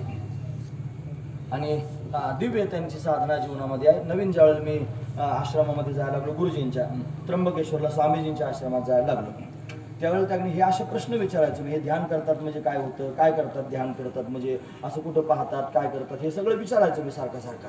मग ते हसून त्यांनी काही गोष्टी मला जसे झेपतील असे ते सांगायचे. म्हणजे त्यावेळेला फोन सुद्धा नव्हते. 96 सालातली गोष्ट सांगतोय. पत्र लिहून पाठवायचं, ध्यान करायला लागल्यानंतर काय अनुभव आले हे त्यांनी पत्रात पाठवायचे, त्यांनी पत्राचं उत्तर पाठवायचं. माझ्याकडे फाईल तयार करून ठेवलेली आहे, लॅमिनेशन करून स्वामीजींची पत्र जपून ठेवलेत मी. त्यांनी मला काय काय सांगितले, कशी साधना करायची, म्हणून अशा पद्धतीनं मग ते एक दिवशी त्यांनी मला तिथं आश्रमात 4-5 दिवस थांबलं असताना बोलावलं जवळ. त्यांनी म्हणे इकडे तुला काही गंमत दाखवतो. म्हणजे काय, झोपले महाराज ते, असे झोपले. हॉल होता मोठा, चटई खाली टाकली, उशी घेतली, झोपले आणि उशी आडवी केली. म्हणजे अशी आपण अशी आडवी घेतो डोक्याखाली, ती सरळ अशी केली. अर्ध्या उशीवर त्यांनी डोकं ठेवलं आणि झोपले. आणि झोपल्यानंतर मला म्हणले तू पलीकडच्या बाजूने झोप, जिथं माझं डोकं आहे ना तिथं तुझं डोकं लागलं पाहिजे, अशा ठिकाणी अशा पद्धतीने झोपलो महाराज. त्यांच्या डोक्याला माझं डोकं अशा पद्धतीने चिपटून राहिलं, अशा पद्धतीने झोपलो. आणि विशेष म्हणजे खरं अंतकरणापासून त्यांनी असं जास्त लोकांच्या समोर सांगत जाऊ नये, पण आज सुद्धा या गोष्टी होऊ शकतात हे लोकांना कळायला पाहिजे, म्हणून त्यांनी सांगतोय. डोळे बंद करून घे म्हणले. आता ते पण शांत, मी पण शांतच आहे. पण काही क्षणात त्यांनी महाराज असा भयंकर असा भयंकर नाद त्यांनी ऐकू आला. भीती वाटली महाराज त्या नादाची. काय उठून बसलो नाही. ते हसले मोठमोठे. मी ज्यावेळेला उठून बसलो त्यावेळेला म्हणलं काय झालं, म्हणलं स्वामीजी असा भयंकर नाद ऐकू येतोय मला, ओम असा. मग त्यांनी सांगितलं की ज्यावेळेला खरोखर आपण त्यांनी साधनेमध्ये स्थिर होतो आणि आपली ऊर्जा ज्या वेळेला ऊर्ध्व होते त्यावेळेला अनाहत ध्वनी प्रगट होतो. कोणत्याही प्रकारचा आघात न करता सहज निर्माण होणारा ध्वनी आहे, त्याला अनाहत ध्वनी म्हणतात. आणि तो ध्वनी पिंडामधून त्यांनी वाहतो म्हणून अनाहत ध्वनी नाद. त्यानं काय होत असेल, त्याने पावला ब्रह्मानंद. ब्रह्म म्हणजे व्यापक, व्यापक तो पावला परमपद. तो परमपदाला अशा पद्धतीने प्राप्त झाला. म्हणजे परमपद म्हणजे परमतत्वाला त्यांनी प्राप्त झाला. परमतत्व म्हणजे परब्रह्म स्वरूपता. त्या परब्रह्म स्वरूपतेला त्यांनी तो प्राप्त झालेला आहे. म्हणजे त्याला ती स्थिती प्राप्त झाली. का बरं, त्याचं जे मन आहे हे उन्मन स्थितीला निघून गेलेलं आहे. मनाचा मनपणाच संपून गेला. वृत्ती ही निवृत्त झाली. वृत्ती हे निवृत्त झाली. जनन दिसे तिथे अशी अवस्था तयार झाली. मन उन्मन झालेलं आहे. आणि तुर्यग म्हणजे आत्मस्वरूपाची स्थिती निर्माण झालेली आहे. मनाचा मनपणा गेला आणि आत्मस्वरूपाची स्थिती शिल्लक राहिली. अशी जी अवस्था आहे, या अवस्थेत जाऊन तो छंदामध्ये त्यांनी डोलतो आहे. छंदे डोलत असे म्हणजे तो डोलू लागला, अशी त्याची अवस्था आहे. म्हणून तो त्यांनी अनेक ठिकाणी वास्तव्य करणार आहे. अशा दत्तात्रयांच्या भेटीकरिता गेलं पाहिजे. कसा भेटेल हा दत्त देव, म्हणे त्यांनी त्याला शोधायचं जर असेल तर त्यांनी महाराज ज्ञानरूपी गोदावरीच्या काठावर जावं लागेल. ज्ञान गोदावरीचे तिरी स्नान केले. पांचाळेश्वरच का बरं त्यांनी असेल महाराज, तिथं 5 तत्व आहेत की नाही. तिथं त्याला जर शोधायचं असेल तर या 5च्या पलीकडे जावं लागेल महाराज. बरेच 5 मला माहिती आहे. पंचमहाभूत, हे शरीर पंचमहाभूतांचं आहे की नाही. या शरीराचा देहभाव अशा पद्धतीने टाकून त्या तत्वापर्यंत जाता येईल. हे ज्ञानाच्या माध्यमातून जाता येतं. म्हणजे देहभाव टाकण्याकरिता साधन जर काय असेल तर ज्ञानाच्या माध्यमातून जाता येतं. अजून 5 शब्द त्यांनी महाराज कर्मेंद्रियाच्या बाबतीत वापरले जाऊ शकतात, ज्ञानेंद्रियाच्या बाबतीत वापरले जाऊ शकतात, किंवा त्यांनी 5 प्राणांच्या बाबतीत वापरले जाऊ शकतात. त्यापेक्षा महत्वाचा विचार म्हणजे 5 शरीरांच्या बाबतीत वापरले जाऊ शकतात. म्हणजे स्थूल शरीर, सूक्ष्म शरीर, कारण शरीर, महाकारण शरीर आणि अतिकारण शरीर, ही 5 शरीर आहेत. या 5 शरीरांच्या पलीकडे ते परमतत्व त्यांनी राहतं. म्हणून त्याला शोधण्याकरिता पांचाळेश्वरात जाऊन अशा पद्धतीने जावं लागेल. किंवा अजून 5 गोष्टी मला सांगता येतील. 5 कोश आहेत महाराज विचार साखरामध्ये. आत्मा हा पंचकोशातीत आहे असं वर्णन करून सांगितलं. म्हणजे अन्नमय कोश, प्राणमय कोश, मनोमय कोश, विज्ञानमय कोश आणि आनंदमय कोश, असे 5 प्रकारचे कोश आहेत. आणि या 5 कोशांना ओलांडून त्या आत्मतत्वापर्यंत त्यांनी जाता येतं. म्हणजे कशाने जाता येईल, आधी ज्ञान गोदावरी स्नान करावं लागेल. म्हणून ज्ञान गोदावरीचे तरी स्नान केले. पांचाळेश्वरी आणि म्हणून असा असणारा योगी प्राप्त झाला. म्हणून त्याला हृदयामध्ये त्यांनी साठवलं. ज्ञानदेवाची अंतरी दत्तात्रेय योगी आहे. म्हणून असा पहिल्या मेरूच्या शिखरावर त्यांनी निराकार स्थितीत असणारा जो योगी आहे, त्या योग्याला ज्ञानोबराय सांगतात, मी हृदयामध्ये धारण केलेलं आहे, मी त्याचं चिंतन करतो आहे, मी त्याचं ध्यान करतो आहे. असा योगी त्यांनी मला माझ्या हृदयामध्ये सापडला. आता यांची खटखटच घालवली महाराज.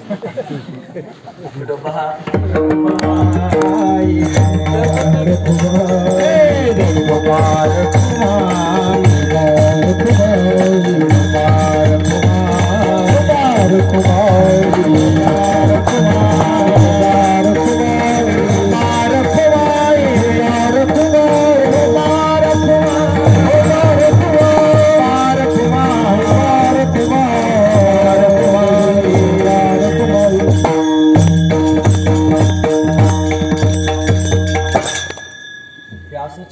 ऐकायला फक्त चांगलं वाटतं मला. हा. बऱ्याच लोकांच्या डोक्यावर नाही जातं ते डबड्यात खडे घालून खडखाड केल्यासारखं समजा म्हणून झाला काही मोकारताने चाललं सगळे लोक ऐकतात महाराज. फक्त आता नाईलाज असतो तो पण ऐकणं आता बोलवलं लोकांनीच बोलायला बुवा असतो त्याच्यामुळे नाईलाज असतो त्याचं ऐकणंच भाग पडतं. मला तू सांगतो लोक सुद्धा ऐकतात शांतपणे काही तक्रारी करतात नाही अर्जही देतात नाही कोणाला की असं सांगते कशाला याला बोलावतं असं म्हणता सुद्धा येत नाही. ऐकून घ्यावं लागतं. पण खरं सांगू का हे बोलायला फार सोपं जातं. आपण हे प्रॅक्टिकलच ज्या वेळेला करायचं असतं त्यावेळेला फार कठीण जातं मला. हे तेवढं सोपं नाही. म्हणून त्यांनी म्हणजे अगा योगाची या वाटा निघालिगा सुबटा त्या दुःखाचा शेल वाटा भागाला त्याला फार दुःख सहन करावे लागतात मला. तेव्हा हे एवढा आनंद प्राप्त होत असतो. मग ते त्यांनी त्या स्थितीपर्यंत जातात. नाही तर लोखंडाचे चणे पोचल्या पडती खाली पुढे काय पोट भरणे की प्राणशुद्धी मरू तेवढंच कामाचं आहे. म्हणजे बोचऱ्या माणसाला लोखंडाचे चणे खायला दिलं जसं त्यानं खाणं कठीण आहे तसं त्यांनी महाराज योग साधना करणं त्यांनी कठीण आहे की सहजासहजी साध्य करता येत नाही. का तहानिल्या तहानची पियावी भुकेल्या भुकेची खावी अहोरात्री वारा म्हणजे त्याला एवढं त्याने सहन करावं लागतं. म्हणाले आवाज थोडंच राहिलं होतं आता 20 मिनिटं. म्हणजे तहान लागल्यानंतर म्हणजे त्यांनी महाराज त्यानं तहानच प्यायची पाणी नाही प्यायचं. म्हणजे त्याला एवढी अवस्था त्यांनी महाराज त्याला सहन करावी लागते. म्हणजे त्याच्या जीवनामध्ये कठीण परिश्रम आहे. ते परिश्रम सांगण्याकरिता या सगळ्या गोष्टी आहेत. म्हणजे त्याला एवढं स्वतःला आवरावं लागतं स्वतःला जिंकावं लागतं आणि मग त्यांनी महाराज साधना करून त्याला त्या स्थितीपर्यंत जाता येतं. तेवढं सोपं नाही. या कलियुगामध्ये अशी साधना त्यांनी माणसाकडून सहजासहजी होऊ शकत नाही. कली न घडे साधन दूषित विधी विधान न घडे सर्वथा. आधी तर न कळे म्हणले म्हणजे कळत नाही आणि नंतर म्हणले न घडे सर्वथा म्हणजे ते कळतही नाही आणि घडतही नाही. म्हणून माणसं त्या वाटेला जातही नाहीत महाराज. म्हणजे मग साधू संतांनी त्यांनी हे केलं नाहीत का हे साधन. आता ऐका आता ज्या तुकोबरायांच्या मागे आपण चालतो आहोत ज्या ज्ञानोबरायांच्या मागे आपण चालतो त्यांनी जगाच्या समोर साधना सांगली इथपर्यंत ठीक आहे. मला खरं सांगा बरं ज्ञानोबरायांनी ही साधना केली असेल की नसेल जी आरती सांगितली केली असेल वा केलीच असणार म्हणा. त्यापेक्षा त्यांना करायची गरज काय हो. ते चालते ज्ञानाचे बिंब त्याचे अवयव सुखाचे कोंब येर मनुष्य पण ते भांब फक्त माणूस पण दिसायला काय म्हणत त्यांचं ते मुळातच अवतार धारण करून आले. त्यांना हे सगळं करायचे उपजताची ज्ञानी हे वर्म जाणून आले लोकांगणी चांगलं देव ते उपजतच आहेत महाराज. तरी सुद्धा जगाच्या समोर त्यांनी काहीतरी साधन दाखवलं पाहिजे ना महाराज. म्हणून साधना त्यांनी केली म्हणून तर समाधीपर्यंत जात आलं समाधी घेता आली. विशेष असणारी गोष्ट आहे. जगद्गुरु तुकोबारायांचे अनुभव बघा. तुकोबारायांनी अनुभव सांगितले. ते म्हटले झाला प्रेतरूप शरीरा सगळ्यांचा अभंग पाठ आहे महाराज. प्रेतरूप शरीराचा लक्षला ठाव स्मशानीचा हे सगळे रडती रात्रंदिवस काम क्रोध माया म्हणजे काय मला अनुभवाची गोष्ट आहे. त्याच्या अनुभव आले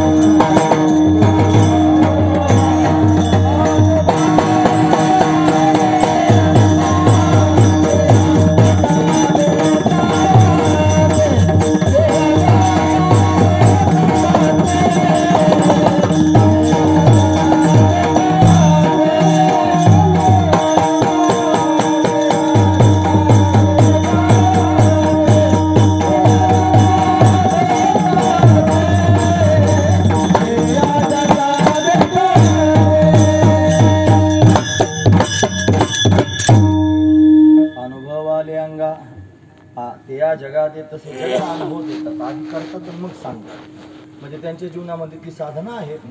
तुकोबारांचं प्रमाण सांगत होतो, म्हणले पांडुरंगे सत्य केला अनुग्रह, निरसोनी संदेह बुद्धिभेद, जीव शिवा सेज रचिले आनंदे, आवटावे पदी आरोहण.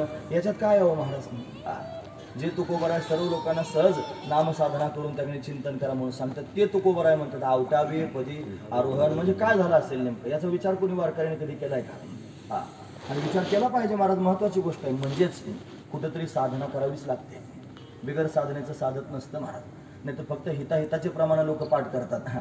तुका म्हणे माझे तुम्हा संतावरी म्हणजे मस्त त्यांनी म्हणजे त्यांनी महाराज नलगती सायास झावे वनांतरा सुखी येतो करा. आपल्या हिताचं प्रमाण आहे महाराज, हिताहिताचे प्रमाण लोक घेतात पुन्हा शाजूकपणा सांगतात. त्याने नायक म्हणले प्रपंचात राहून परमार्थ केला. आता खरंच तुकोबारांचं चरित्र बघा बरं, खरंच प्रपंचात राहून परमार्थ केलाय का? केवढे दिवस भामचंद्रावरून घोराड्यावरून भंडारा डोंगरावर त्यांनी राहिले, ते काही वजा करायचे दिवस थोडेच आहेत. नामदेव महाराज नाही की म्हणले प्रपंचात राहून परमार्थ करत. अहो 18 वर्ष पंजाबात राहिले काय, थोडे 18 दिवस तरी आपल्याला निघतात का बाहेर? 18 वर्ष कशाला म्हणतात? एवढे दिवस त्यांनी राहिले मग प्रपंचात राहून परमार्थ केला असं नाही. मला आता भोसले बाबा जे आहेत की नाही गौऱ्याचे वारकरी, मग त्यांना काय साहेब म्हणायचे नाही, ते आता वैकुंठाला गेले. त्यांच्या तोंडून ऐकलं महाराज. मी त्यांना प्रश्न विचारला होता, म्हणलं महाराज नामदेव महाराजांना घडीभर पांडुरंग वाचून कठत नव्हतं, मग ते एवढे दिवस 18 वर्ष पंजाबात कसे काय राहिले आणि वारीला कसे काय येत होते? मग त्यांनी सांग म्हणलं त्यांची समाधी ती घुमानला पण सांगलं, नामदेव महाराजांची समाधी म्हणतात ते घुमानला. आणि आपणही म्हणतो पायरी नामदेव महाराजांची पायरी, तिथं नामदेव महाराज. नेमकं खरं कसं समजायचं? त्यांच्या मुखातून ऐकलं सांगतो बरं, माझ्या मनाचं मी सांगत नाही. आता कोण माझ्याबरोबर त्यांनी होते ते दाखवायला साक्षीदार नाही, तर माझ्या बरोबर पण माणसं होते. आम्ही देहूच्या वारीला गेलेले असताना तिथून नगरपर्यंतचा प्रवास केला होता. म्हणून त्या प्रवासात झालेला संवाद त्यांनी सांगितलं, नामदेव महाराज मोठे योगी होते. नामदेव महाराज योगी होते, ध्यानस्थ बसत होते आणि ध्यान करून त्यांनी हे जे स्थूल शरीर आहे हे तिथंच ठेवत होते आणि सूक्ष्म शरीराने त्यांनी पांडुरंगासमोर येत होते आणि पांडुरंगाचं दर्शन घेऊन अशा पद्धतीनं पुन्हा त्या शरीरामध्ये त्यांनी प्रवेश करत होते. हे त्यांचे सामर्थ्य होतं. कोणात बाल भागवत म्हणतो आपण, भक्ती सम्राट नामदेव महाराजांना आपण म्हणतो, पण भक्तीच्या अंगाने त्यांच्याकडे पाहतो ते नामदेव महाराज मोठे योगी होते, हे त्यांच्याकडून ऐकायला मिळालं महाराज. महत्वाची गोष्ट आहे. आणि नामदेव महाराज पायरीत विलीन झाले. नामदेव महाराज पायरीत विलीन झाले, कसे विलीन झाले असतील तर अशाच पद्धतीने विलीन झाले. दिव्य देह त्यांनी घेऊन आले, पांडुरंगाचं दर्शन घेऊन पांडुरंगाच्या पायरीमध्ये एकरूप होऊन गेले, असा त्यातला भाव आहे महाराज तो. आणि तर आजचे लोक त्यांनी मला कितीतरी प्रश्न विचारतात, त्यांनी कसं काय मग ते सगळा परिवार होता आणि उडी मारली, पायरीत गुप्त झाले, कसं काय गुप्त झाले, काय उत्तर तुम्ही देणार आहात त्याला? त्याचं उत्तर दिलं महाराजांनी. म्हणजे नामदेव महाराज भक्त जरी आहेत तरी पण विशेष रूपानं ते योगी आहेत हे त्यांनी सिद्ध करून दाखवलं. ज्ञानोबा योगी आहेत महाराज, तसे जगद्गुरु तुकोबा सुद्धा योगी आहेत महाराज. काय योग साधला ते म्हणे, आवटावी पदी आरोहण, निजी निज रूपी निजविला तुका आणि अनुभवत बालका लरुगासी. अनाहत ध्वनी अशा पद्धतीने ऐकायला मिळाला. तुकोबराय वारकरी आहेत की नाही, आपण वारकरी आहोत की नाही, वारकऱ्याचा अनुभव इथून तिथून एक असला पाहिजे की नाही? सांगा बरोबर, किती वेळा अनाहत ध्वनी ऐकायला आला? सांगा बरं खरं, आवटावी पदी आरोहण कधी झालं? वारकऱ्याचा अनुभव आहे की नाही महाराजा? आपण कमी पडतो. आपण कधी असा विचारच करीत नाही. आपल्याला फार सोपं वाटतं, तेवढं सोपं नाही. ते जर सोपं असतं तर अट्टहास शब्द त्यांच्या मुखातून निघालाच नसता. अट्टहास करणं म्हणजे हाच त्यातला भाव आहे. पण हे जरी त्यांनी फक्त बोलण्यासारखं असलं, मी तुम्हाला सांगितलं की हे मी बोलतोय तुमच्या समोर, पोथी वाचून त्यांनी सांगतोय, कागद वाचून सांगतोय, ग्रंथ वाचून सांगतोय, सांगायला बरं वाटतंय, पण हे जीवनात कधीतरी करावं लागणार आहे. याच्याशिवाय पर्याय नाही मला. म्हणून साधना करता करता ही स्थिती प्राप्त होत असते. साधन नामस्मरण करा, काही मंत्र तंत्र जपत बसू नका, पण नामस्मरण करून एकाग्र झाल्यानंतर ह्या प्रक्रिया आपोआप घडतील आणि आपोआपच त्यांनी मला तुमची शक्ती ऊर्ध्व होऊन सहस्त्रदल कमलापर्यंत जाईल. ती योग त्यांनी स्थिती साध्य होईल, हा त्यातला भाव आहे. असो म्हणून त्यांनी दिव्य स्थिती जर पाहायची असेल, ती योग स्थिती तर दत्तात्रय भगवंताकडे पाहायला मिळते आणि त्यांच्याकडून शिकायला मिळते. म्हणून तर दत्त पंथ आहेत, दत्त संप्रदाय आहेत, दत्त मार्ग त्यांनी पाहायला मिळतो आणि त्या मार्गावर आजही अनेक योगी त्यांनी साधना करतायत आणि योग साधना करून त्या दिव्य स्थितीपर्यंत जात आहेत. म्हणून जगाचा उद्धार करण्याकरिताच अशा पद्धतीने आले आणि जगदुद्धार त्यांनी करत आजही फिरत आहेत. ते त्यांनी महाराज चिरंजीव स्वरूप आहेत, जगद्गुरु स्वरूप, जगद्गुरु आहेत. त्यांनी सर्व जगाला उपदेश करणारे आहेत. कसे प्रकट झाले? ज्या वेळेला त्यांनी त्या वृक्ष पर्वतावरती तपश्चर्या केली, भगवान प्रसन्न झाले आणि प्रसन्न होऊन त्यांनी वरदान दिलं की मी तुमच्या घरी येणार आहे. अनुसया मोठी पतिव्रता आहे महाराज. पातिव्रत्य धर्म हा अतिशय श्रेष्ठ असणारा धर्म आहे. ती पतिव्रता त्यांनी बऱ्याच वेळेला, तिचा पती जर मरण पावलं तर सती जाते. सतीची कितीतरी मंदिरं आपण त्यांनी पाहतो. आपण इथं वडगाव कांदळीला त्यांनी कथा केली ना, सतीच्या मंदिरामध्ये. सतीचं मंदिर आहे मला तिथे. म्हणजे सती ही त्यांनी दिव्य असणारी स्थिती आहे, ती पतिकरता स्वतःला समर्पित करणारी आहे, अशी त्यांनी स्थिती जिला प्राप्त होती ती खरी पतिव्रता आहे. पातिव्रत्याचं सामर्थ्य त्यांनी तयार होतं, तपश्चर्याचं सामर्थ्य तयार होतं, अचेतनावर शक्ती चालू शकते, अचेतनावर त्यांनी अशा पद्धतीनं ती सत्ता गाजू शकते. कसं काय सत्ता गाजवते म्हणतात, एक दिवशी आत्री ऋषी घरी आले होते, हे कांडन करत होते. कांडन करता करता ते मुसळ आहे ना वरती गेलं आकाशात आणि आता खाली पडणारे इतक्यात आत्री ऋषी दिसले. त्याला पाहिलं म्हणजे थांब असाच, थांब म्हणलं की ते मुसळ थांबलं मला. तसंच अचेतन पदार्थ आहे पण त्याच्यावर तिची सत्ता आहे, मुसळ असंच असं थांबलं. मग ते आपल्या पतिराजांची सेवा करून पुन्हा काम करण्याकरिता खाली म्हणलं की ते आलं. म्हणजे असं होत असतं मला पतिव्रतेच्या बाबतीत. प्रयोग करून बघायची काही गरज नाही, लोक फोटो शब्द काही असं त्यांनी व्हायला नव्हतं. पतिव्रता म्हणजे हे काय त्यांनी दाखवायची गोष्ट बोर्ड लावून कुठं दाखवायची तुम्ही पतिव्रता आहे म्हणून. पातिव्रते ही स्थिती आहे म्हणजे अवस्थाच आहे पातिव्रत्याची. म्हणतात एका गावात महादेवाची पिंड बसवायची होती. तुम्ही सांग महाराजांकडून कोणातरी ऐकलं नाही. म्हणजे महादेवाची पिंड बसवायची होती, ती अशी बसली की तिरकी बसायची. मग ती सरळ कधी त्यांनी होईल म्हणे ज्या वेळेला पतिव्रतेचा तिला स्पर्श होईल त्या वेळेला पिंड सरळ होईल. मग सगळ्या गावात डंका वाजवला महाराज. पतिव्रता कोणी असेल त्याने यायचं आणि पिंडीला स्पर्श करायचा. राजाची राणी सुद्धा समोर यायला तयार झाली. तिच्या मनात असा विचार होता, आपण जर हात लावला आणि पिंड नाही सरळ झालं तर लोकांमध्ये फजिता घेण्यात देण्याचा फजिता करायचा, कोणीच समोर यायला महाराज, हातच लावायला तयार नाही. एक सामान्य त्यांनी गरीब परिवारातली धनगर समाजाची स्त्री चालली होती. तिनं त्यांनी भला मोठी गर्दी पाहिली. म्हणे गर्दी कशाची आहे म्हणे, महादेवाची पिंड आहे ती सरळ होत नाही म्हणे, वाकडीच बसते. पतिव्रतेचा हात लागला की सरळ होईल. म्हणजे मग पतिव्रता नाही का म्हणजे, किती बायका दिसतात म्हणजे कुणी हातच लावित नाही. ती म्हणजे व्हा बाजूला म्हणले की सहज समोर आली की हात लावल्यावर पिंड सरळ बसली महाराज, एका क्षणात सरळ झाली. कसं काय, तिच्याकडे कॉन्फिडन्स आहे महाराज, आत्मविश्वास आहे, पातिव्रत्याचा आत्मविश्वास आहे. मी चुकले नाही, चुकणार नाही, चुकणं शक्य नाही, अशी स्थिती महाराज पातिव्रत्याची. अशी अनुसया पतिव्रता आहे, अशी दिव्य असणारी ती पतिव्रता. या पतिव्रतेचा महिमा गाजू लागला. म्हणतात शांडिला नावाची पतिव्रता होती. आता हे कळण्यासारखं आहे, पोथीतलं आहे. म्हणजे असं सरळ सरळ त्यांनी सांगितलं. कथा लोक चांगली ऐकतात. म्हणजे इथं कथा झाली होती ना मागच्या वेळेला, कथा म्हणजे चांगली अशी काय अशी आखीव रेखीव कथा होती. मला पात्र होते, असे पात्र तयार केले होते महाराज. काय सांगायचं तुम्हाला, म्हणजे परशुरामानं त्यांनी रेणुकेचं मस्तक उडवलं ते सुद्धा तयार केलं त्यांनी. असं ते कुठून तरी तार बांधली होती, असं त्यांनी हे करायचं. मग ते काय करत असतील, कसे करत असतील मला माहिती. काय नाव होतं त्यांचं, पेंदा पटाडे हा आहे ना. असं त्यांनी म्हणत ते सगळं पूर्वीच्या काळात तुम्हाला सवय आहे म्हणत. ते याच्या आधी पण त्यांनी तुम्हाला असे पात्र पाहायला भेटत होते. मग चांगले पात्र त्या कथेत होते, आखीव रेखीव अशा पद्धतीने सगळीची सगळी कथा. म्हणून कथा लोकांना ऐकायला चांगली वाटते. म्हणून आता दत्त जन्माची कथा सांगतो ना. शांडिला नावाची पतिव्रता होती. मग तिनं त्यांनी कुष्ठरोग्याबरोबर लग्न केलं होतं आणि मांडव्य ऋषी तपश्चर्या करत होते आणि ते सुळावर दिलं होतं महाराजांनी त्यांना. हा त्यांनी कुष्ठरोगी, त्याचा धक्का लागल्याबरोबर ते रागावले म्हणे सूर्योदय होताच मरशी. आता काय करावं, ती पतिव्रता होती, काय करायचं. तिनं त्यांनी सूर्याला थांबवलं. म्हणतात तुका म्हणे पतिव्रता तिची देवावरी सत्ता. मग तो सूर्य त्यांनी थांबल्यानंतर सर्वत्र हाहाकार झाला. मग म्हणे पतिव्रतेची भाषा पतिव्रतेलाच करू शकते, पण अनुसूयेला बोलवा. मग अनुसूयेला बोलावलं. तिने सांगितलं बघ मरू दे तुझा नवरा, मेला एक श्वास त्यांनी त्यांच्या शापानं जाईल, मी परत दुसरा श्वास त्यांना प्राप्त करून देईन. म्हणून त्याचा मृत्यू झाला, सूर्य उगवला आणि अनुसूयेनं स्वतःच्या सामर्थ्यानं अशा पद्धतीनं त्याच्यामध्ये प्राण जिवंत केला. मेलेले माणसं जिवंत करते असा महिमा अनुसूयेचा गाजू लागला. खरे लोक्यात अशा पद्धतीने महिमा पसरला. म्हणून त्यांनी वैकुंठ लोकांमध्ये लक्ष्मीबाई वास्तव्य करतात. नारदजी वार्ताहर आहेत महाराज देवलोकांचे. मग तिथपर्यंत त्यांनी बातमी गेली. नारदजींनी लक्ष्मीबाईला सांगितलं, बाकीच्या ठिकाणी सांगायची गरजच पडली नाही महाराज, आपोआप बातमी पसरली. म्हणजे त्यांनी महाराज बातमी पसरते. एखादी गोष्ट जर सगळीकडेच पसरावी असं वाटत असलं तर आधी बायकांना सांगायची, माउथ पब्लिसिटी म्हणजे जास्त त्यांनी होते महाराज. महत्वाचा विचार आहे. त्यांच्या पोटात राहत नाही, फार भोळ्या बागड्या असतात, सरळ असतात, कोमल स्वभावाच्या असतात की नाही महाराज बायका. भागवतातलं उदाहरण आहे महाराज त्याच्याकरिता. म्हणे कृष्ण बलराम आलेले तर त्यांना भूक लागली. म्हणे जा ते ब्राह्मण पलीकडच्या काठावर बसले यज्ञ करतात, त्यांना म्हणा जेवायला द्या. गेले त्यांनी म्हणजे जेवायला द्या, त्यांनी दिलं नाही महाराज.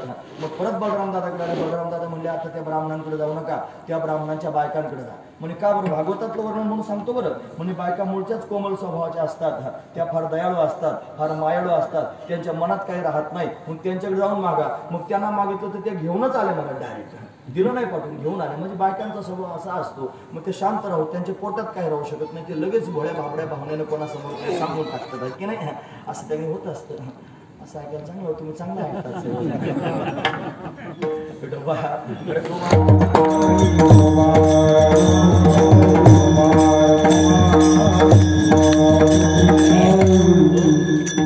लक्ष्मीबाईला बातमी कळली, त्यांनी लगेच संपर्क कैलास पर्वतावर केला. पार्वतीबाईंना सांगितलं कोणीतरी पतिव्रत आहे, फार श्रेष्ठ आहे म्हणतात. तिनं लगेच ताबडतोब ब्रह्म लोकांमध्ये सावित्रीबाईंना संपर्क केला. ब्रह्माने तिघी जणींचा मेळ बसला आणि मग तिघीने ठरवलं की तिची परीक्षा पाहिली पाहिजे, तिचं सत्व पाहिलं पाहिजे. कोण सत्व पाहण्याकरिता जाईल म्हणे, आपले हे आहेत ना म्हणे, हे आहेत म्हणे, जातील.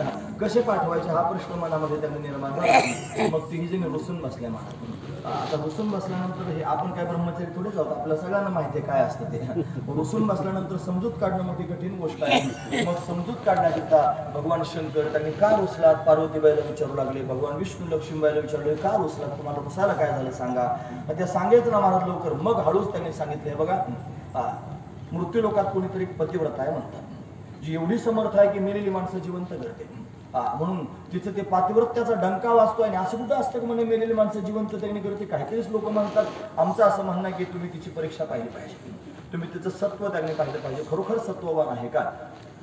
तिन्ही देवतांनी आपापल्या पत्नींना समजून सांगितलं, महाराज असं करू नका, ती खरंच समर्थ आहे, ती खरंच पतिव्रत आहे, खरंच सामर्थ्य संपन्न आहे, तपस्वी आहे, तिच्या त्यांनी छंदात पडू नका, असं भरपूर समजून सांगितलं. पण ऐकलं नाही. स्त्री हट्ट आहे महाराज, पूर्ण करावा लागला. मग नाईलाज असतो त्यांनी ब्राह्मणाचा वेश धारण करून तीनही देव आणि अनुसूयेच्या आश्रमात आले. आत्री महाराज त्यांनी तपश्चर्या करण्याच्या उद्देशानं बाहेर गेलेले आहेत. पण जंगलात राहतात ना महाराज, मग त्यांनी काहीतरी संकट येऊ शकतं, काही गोष्टी होऊ शकतात म्हणून कमंडलू घरी ठेवला. तर त्याच्यात मंत्रित केलेलं जल होतं. सांगितलं तुला जर कधी काही प्रसंग वाटलास तर या जलाचा तू उपयोग करू शकतेस. म्हणून ते जल घरामध्ये आहे. तीन देव समोर त्यांनी आले आणि आल्यानंतर ओम भगवती भिक्षाम दे म्हणून हाक मारली. अनुसया त्यांनी भिक्षा देण्याकरिता आली. पण भिक्षा देत असताना त्यांनी सांगितलं अशी भिक्षा आम्हाला नको, वस्त्र रहित होऊन आम्हाला त्यांनी भिक्षा हवी. म्हणजे त्याच्याकरिता शब्द वापरला, नग्न भिक्षा हवी. त्याचा अर्थ जर पाहायचा, न म्हणजे नाही, आग्न म्हणजे आग्नी, म्हणजे अग्नीचा स्पर्श न होता दिलेली जी भिक्षा, म्हणजे फळ किंवा कोरडा शिदा असं त्याचा अर्थ त्यांनी होऊ शकतो. पण वस्त्ररहित भिक्षा दे असं त्यांनी म्हणल्यानंतर तिला तेच प्रसंग पडला. आता जर मी अशी भिक्षा देण्याकरिता यांच्या समोर येईल तर माझं पातिव्रत्य भंग होईल. आणि जर यांना मी भिक्षा देणार नाही तर हे विन्मुख जातील. विन्मुख झाले आदिती घेऊन जाय पुण्य संपत्ती घेऊन जातील, तिथेही सत्व आपलं जाईल. मग काय करावं असा प्रश्न मनामध्ये निर्माण झाला. युक्ती सुचली. आपल्या पतिराजाने आपल्याला कमंडल दिलेला आहे. मग घरामध्ये गेले, पतिराजांचं स्मरण केलं, हातामध्ये त्यांनी ते जल घेतलं आणि पतीचं स्मरण करूनच अशा पद्धतीने शिंपडलं. त्याचा परिणाम काय झाला असेल तर ब्राह्मणाच्या रूपात आलेले ते तीनही देव त्यांची छोटी छोटी बालकं झाली. छोटे छोटे बाळं त्यांनी झाले. तिला फार आनंद झाला महाराज. तिने आपल्या पर्णकुटीमध्ये त्यांना नेलेलं आहे. वस्त्र रहित होऊन भिक्षा मागितली होती ना, त्या बाळांना पाहून त्यांनी तिला प्रेमपाना फुटलेला आहे आणि स्तनपान अशा पद्धतीने करू लागली. म्हणजे का बरं असं झालं असेल, राव स्वामी तिने जगाचा आणि आई बिना भिकारी, त्याला पण आईच पाहिजे होती म्हणून आईच्या दारात अशा पद्धतीने आले. स्तनपान करून संतुष्ट करून टाकले, पाळण्यात घातलेले आहेत. बऱ्याच दिवसापर्यंत ते पाळण्यात राहिले महाराज. मग त्याने हे का बरं येत नाहीत आपल्या मूळ स्थानावर म्हणून त्या तिघींना परत चिंता वाटू लागली. मग त्या त्यांनी उद्विग्न झाल्या. मग काय करावं आता म्हणून त्यांनी नारदांचे स्मरण केलं. नारदजी महाराज आले. नारदांना विचारलं आमचे हे बऱ्याच दिवसाचे गेलेले अजून त्यांनी येत नाही. नारदजी महाराज हसले. ते म्हणले असं आहे, आम्ही म्हणत होतो फार मोठी पतिव्रत आहे, ती फार समर्थ आहे, काही पण करू शकते.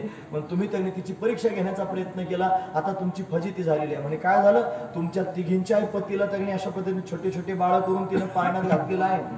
असं ज्या वेळेला त्या तिघींना कळालं फार उद्विग्न झाले. म्हणजे आता काय करावं लागेल तुम्हीच सांगा. म्हणजे काही नाही, अनुसूयेला शरण जा. तिला जर शरण जाल तर ती त्यांनी पुन्हा तुमच्या पतींना प्राप्त करून देईन मूळ स्वरूपामध्ये.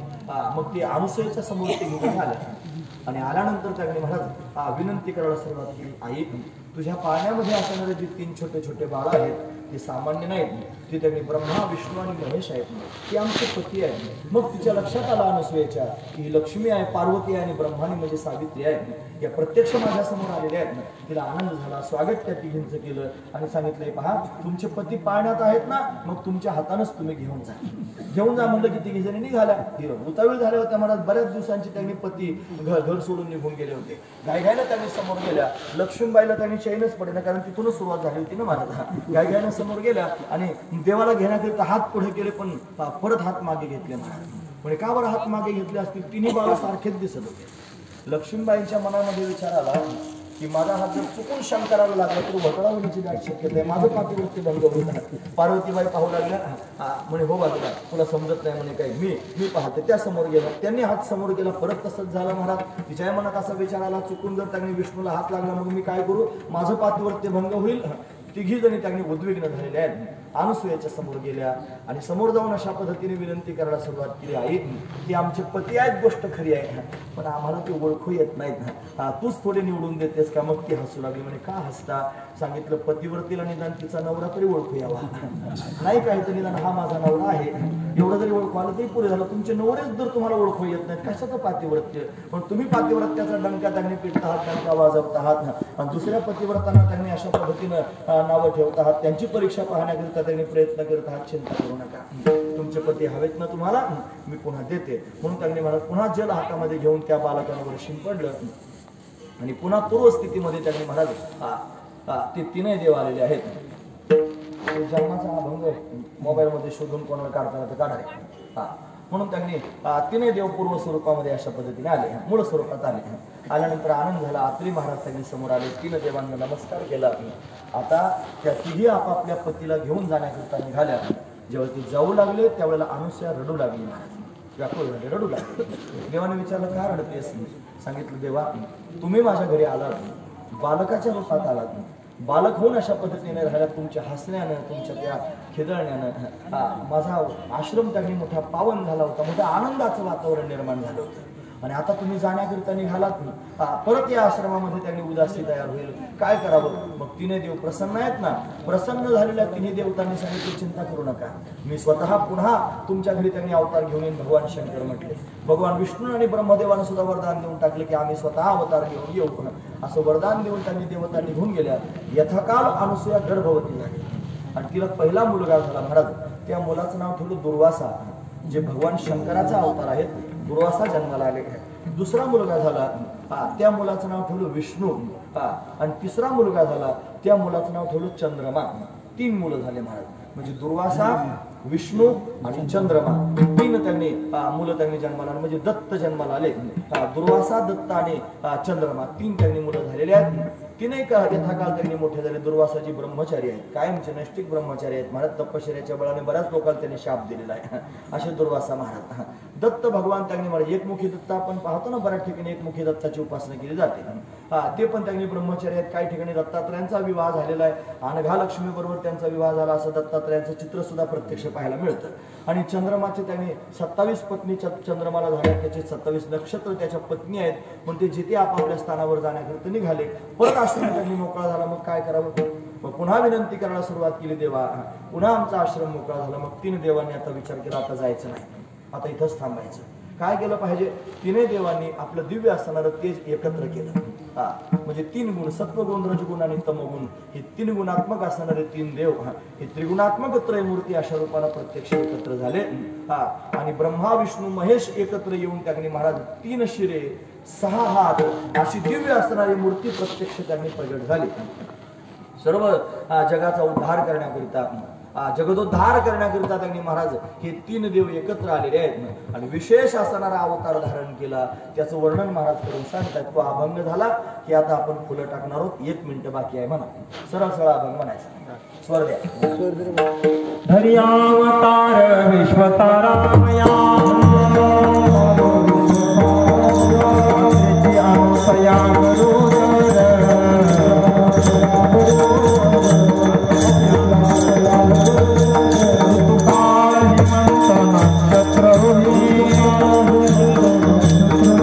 शुक्ल पक्ष दिनी पूर्ण तिथी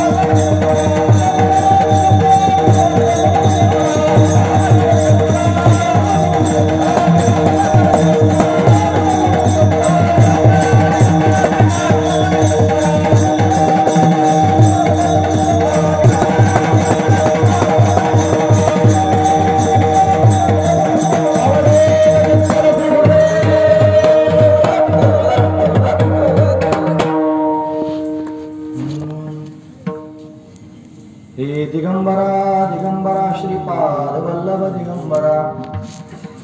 भगवान दत्तात्रयांचं प्राकट्य झालेलं आहे, अवतार झालेला आहे. निर्गुण निराकार असणारं परमतत्व हे सगुण साकार होऊन सर्व लोकांच्या समोर प्रत्यक्ष प्रगट झालेलं आहे. दत्त रूपानं भगवान त्यांनी प्रत्यक्ष प्रगट झाले. पुढे जाऊन त्यांचे अनेक अवतार झाले महाराज. त्या अनेक अवतारांमध्ये श्रीपाद श्रीवल्लभ म्हणून त्यांनी भगवान प्रगट झाले कारंजा क्षेत्रामध्ये. नाही पुरवपूर की पिठापूर या स्थानावरती श्रीपाद श्रीवल्लभ रूपानं ते प्रगट झाले. दुसरा अवतार त्यांनी कारंजा क्षेत्रामध्ये नरसिंह सरस्वती रूपानं धारण केला. हेच नरसिंह सरस्वती महाराज कर्दळी वनामध्ये निघून गेले आणि कर्दळी वनात त्यांनी ज्यावेळेला जाऊन ध्यानस्थ बसले, समाधीस्थ त्यांनी होऊन बसलेले आहेत. तिथं त्यांनी महाराज एका लाकूड तोड्या करून त्यांच्या त्या समाधीला धक्का लागला आणि त्याच्यातून ते पुन्हा एकदा प्रगट झाले. मग ते अक्कलकोट स्थानावरती त्यांनी आले, अशी त्यांची परंपरा वर्णन करून सांगतात. मग दत्त भगवान अनेक ठिकाणी अवतार धारण करून येतात. अनेक त्यांनी महापुरुषांना दत्त अवतारी मानलं जातं. मग दत्त भगवान त्यांनी जगदोद्धारा करता आजही प्रगट होऊन त्यांनी जगताच्या उद्धाराचं कार्य करत आहेत. आपण फक्त त्यांची शरणागती केली पाहिजे, त्यांच्याकडून त्यांनी काहीतरी शिकलं पाहिजे, काहीतरी घेतलं पाहिजे आणि जीवन हे त्यांनी कृतार्थ केलं पाहिजे. आजचा जो अभंग चिंतनाकरिता निवडला होता, खरं तर माझा पाठ नव्हता, याला लिहा म्हणत होतो, हे करा म्हणत होतो.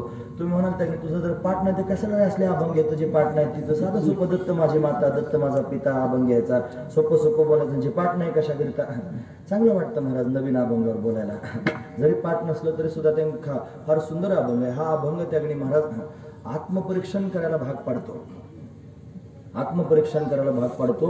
हा अभंग त्यागणी महाराज आत्मसंवाद करायला भाग पाडतो.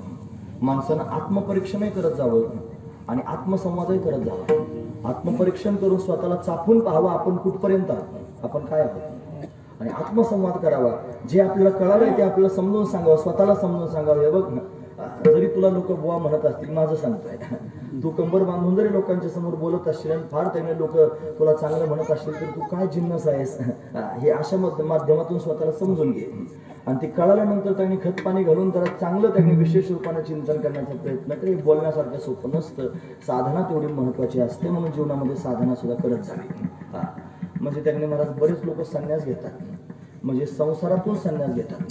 काही लोक राजकारणातून संन्यास घेतात. राजकारणातून संन्यास घेतले लोक पाहायला मिळाले ना मला, ते त्याच्यातून का बरं परत ते पाहायचं नाही, काही झंझटच काय. आज एक त्यांनी ग्रस्त मला भेटायला आले, ते म्हणले महाराज मला आमच्या महाराजांनी सांगितलं परत राजकारणात जाऊ नको, संकल्प सोडला मला परत कधीच राजकारणात जाणार नाही. राजकारणातला संन्यास आहे महाराज, संन्यास त्यांनी घेऊन टाकला. असं त्यांनी संन्यास घ्यावा. तसं त्यांनी महाराज हे जे करतो आहोत ना आपण, यालाच आपण परमार्थ म्हणतो. हे गावगाव त्यांनी फिरायचं, पायाला भिंगरी लावल्यासारखं लोकांनी म्हणायचं फार मोठा महात्मा, चिंतन त्यांनी, फार कीर्तन, असं तसं त्यांनी महाराज.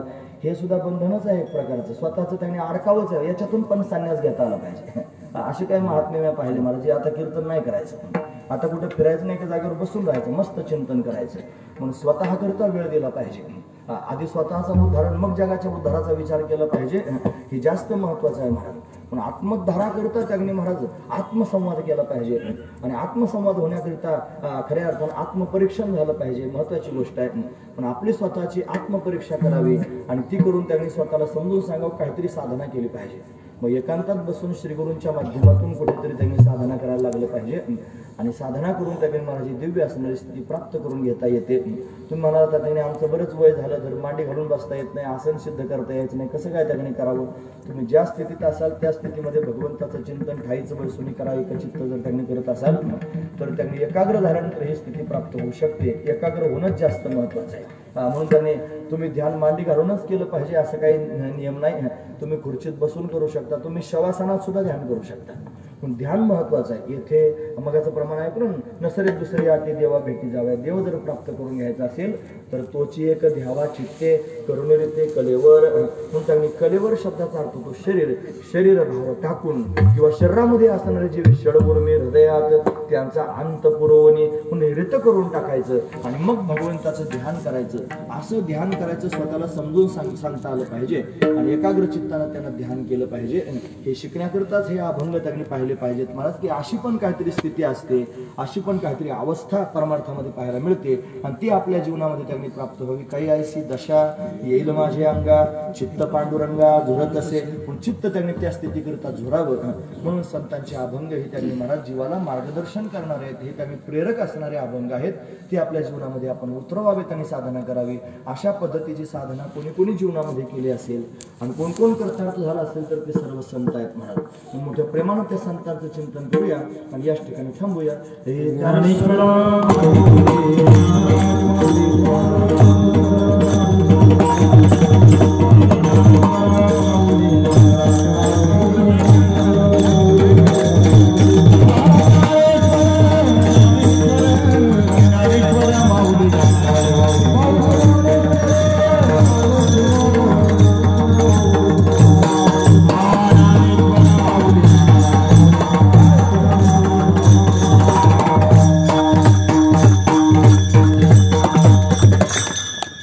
यथामती यथावकाश भगवंताची सेवा करण्याचा प्रयत्न केला. झालेली सेवा भगवंताच्या चरणी समर्पित करून याच ठिकाणी थांबूया.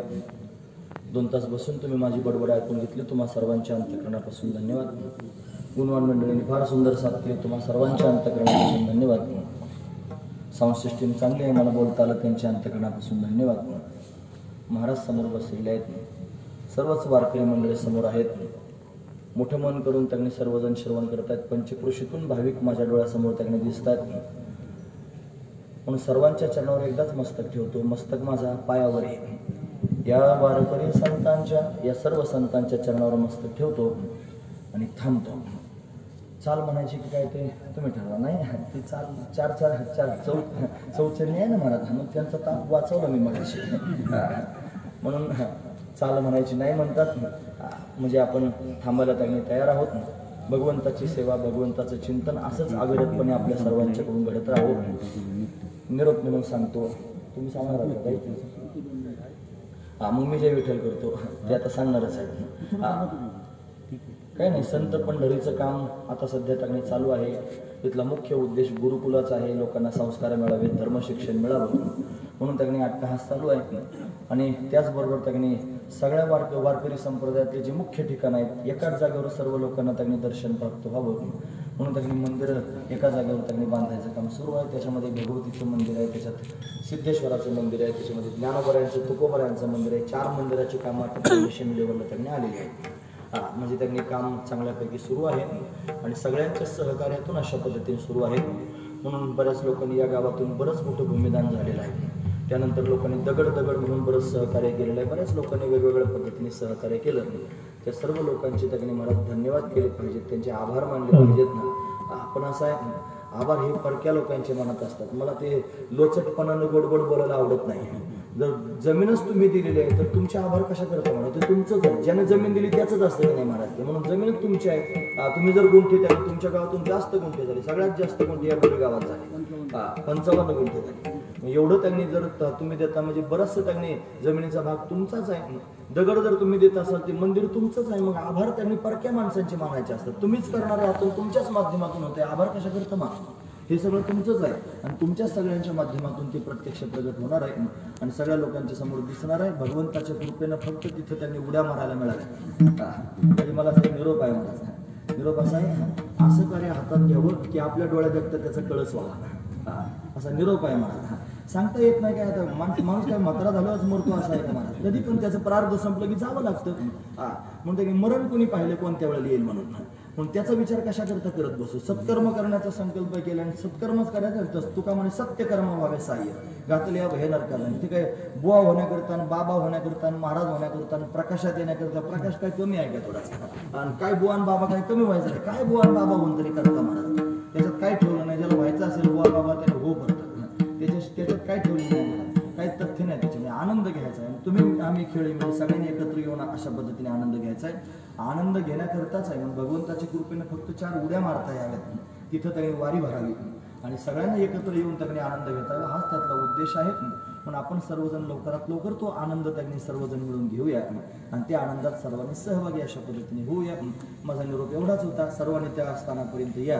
बऱ्याच लोकांनी ऐकलेलं आहे, ऐकून त्यांनी मला सर्वजण ठीक आहे फार सदिच्छा सर्व व्यक्त करतात, शुभेच्छा अशा पद्धतीने देतात.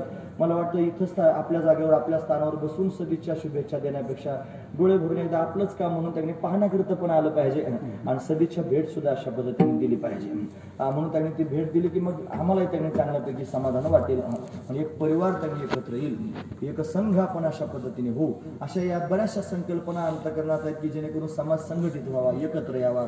सगळ्या जातीपातीचे संत आहेत ना महाराज, त्या संतांची छोटी छोटी मंदिरं करायची. कशा करता हो, सगळ्या जातीपातीचे लोक एकत्र आले पाहिजे. जातीपाती मोडून खाण्याकरता तर साधू संतांनी अट्टहास केला, मला भेद घालवण्याकरता अट्टहास केला आणि आपण त्याला खतपाणी घालून पुन्हा वेगळं करण्याचा प्रयत्न करतो. कशाला वेगळं करायचं, एकत्र करण्याचा प्रयत्न केला पाहिजे. सर्व वैष्णव एकत्र आले पाहिजे आणि वैष्णवाने आनंद अशा पद्धतीने घेतला पाहिजे. म्हणून त्यांनी आनंद घेणं याला काही उपाधी म्हणत नाही. दगडावर दगड रचणं ही जरी उपाधी असली आणि हे जरी त्यांनी महाराज काही विचित्र वाटत असलं तरी सुद्धा कोणाच्या अंतकरणाची स्थिती आपण काही पट्टी लावून मोजू शकत नाहीत. मी जरी तुमच्या समोर बोलतोय पण माझ्या अंतकरणाची स्थिती तुम्हाला पट्टी लावून कशी मोजता येईल. मी काय आहे ते आहे. आणि जे त्यांनी ज्या पद्धतीने जगतोय मी त्याच पद्धतीने जगतोय आणि त्याच पद्धतीने मी जगणार आहे. जरी काही त्यांनी स्थान तयार झालं, मी माझ्या स्वतःत कुठे बदल केला. मी तुमच्या शेजारी सहज बसू शकतो. मी तुमच्यावर पहिल्यासारखाच बोलतोय. त्यात काय कोणत्या प्रकार माझ्या चालण्यात बदल झाला नाही, माझ्या बोलण्यात बदल झाला नाही, मरेपर्यंत होणार पण नाही. म्हणून त्यांनी असं काय झालं की मग माणसात बदल होत असतो. तो बदल होऊ नये, फक्त मनुष्य जसाचे तसाच राहावा आणि सर्वांबरोबर त्याचं प्रेमाचं वागणं टिकून राहावं, हाच त्यातला भाव आहे. मग उपाधी त्यांनी आहे, गोष्ट खरी आहे, लावून घेतली तर लागेल ना. सांभाळणारा जर बळकट असला तर मग तो कोणत्याच उपाधीत अडकू देत नाही. म्हणून त्यांनी त्याचं कार्य आहे तो त्यांनी करतोच आहे. त्याच्या अनुषंगाने ते कार्य अशा पद्धतीने सुरू आहे. फक्त आपण एकत्र या, सदिच्छेनं अशा पद्धतीने भेट द्या आणि ते प्रत्यक्ष त्यांनी काय कार्य चाललेलं आहे फक्त लांबून त्यांनी अशा पद्धतीने सदिच्छा देण्यापेक्षा डोळे भरून बघा आणि तिथे येऊन त्यांनी आनंद घ्या. कार्यक्रम आता वैशाख शुद्ध पंचमी शंकराचार्यांची जयंती आहे. या जयंतीला तिथं मोठा सप्ताह होणार आहे. म्हणजे भागवत कथा पण होईल आणि संध्याकाळची कीर्तन पण होतील.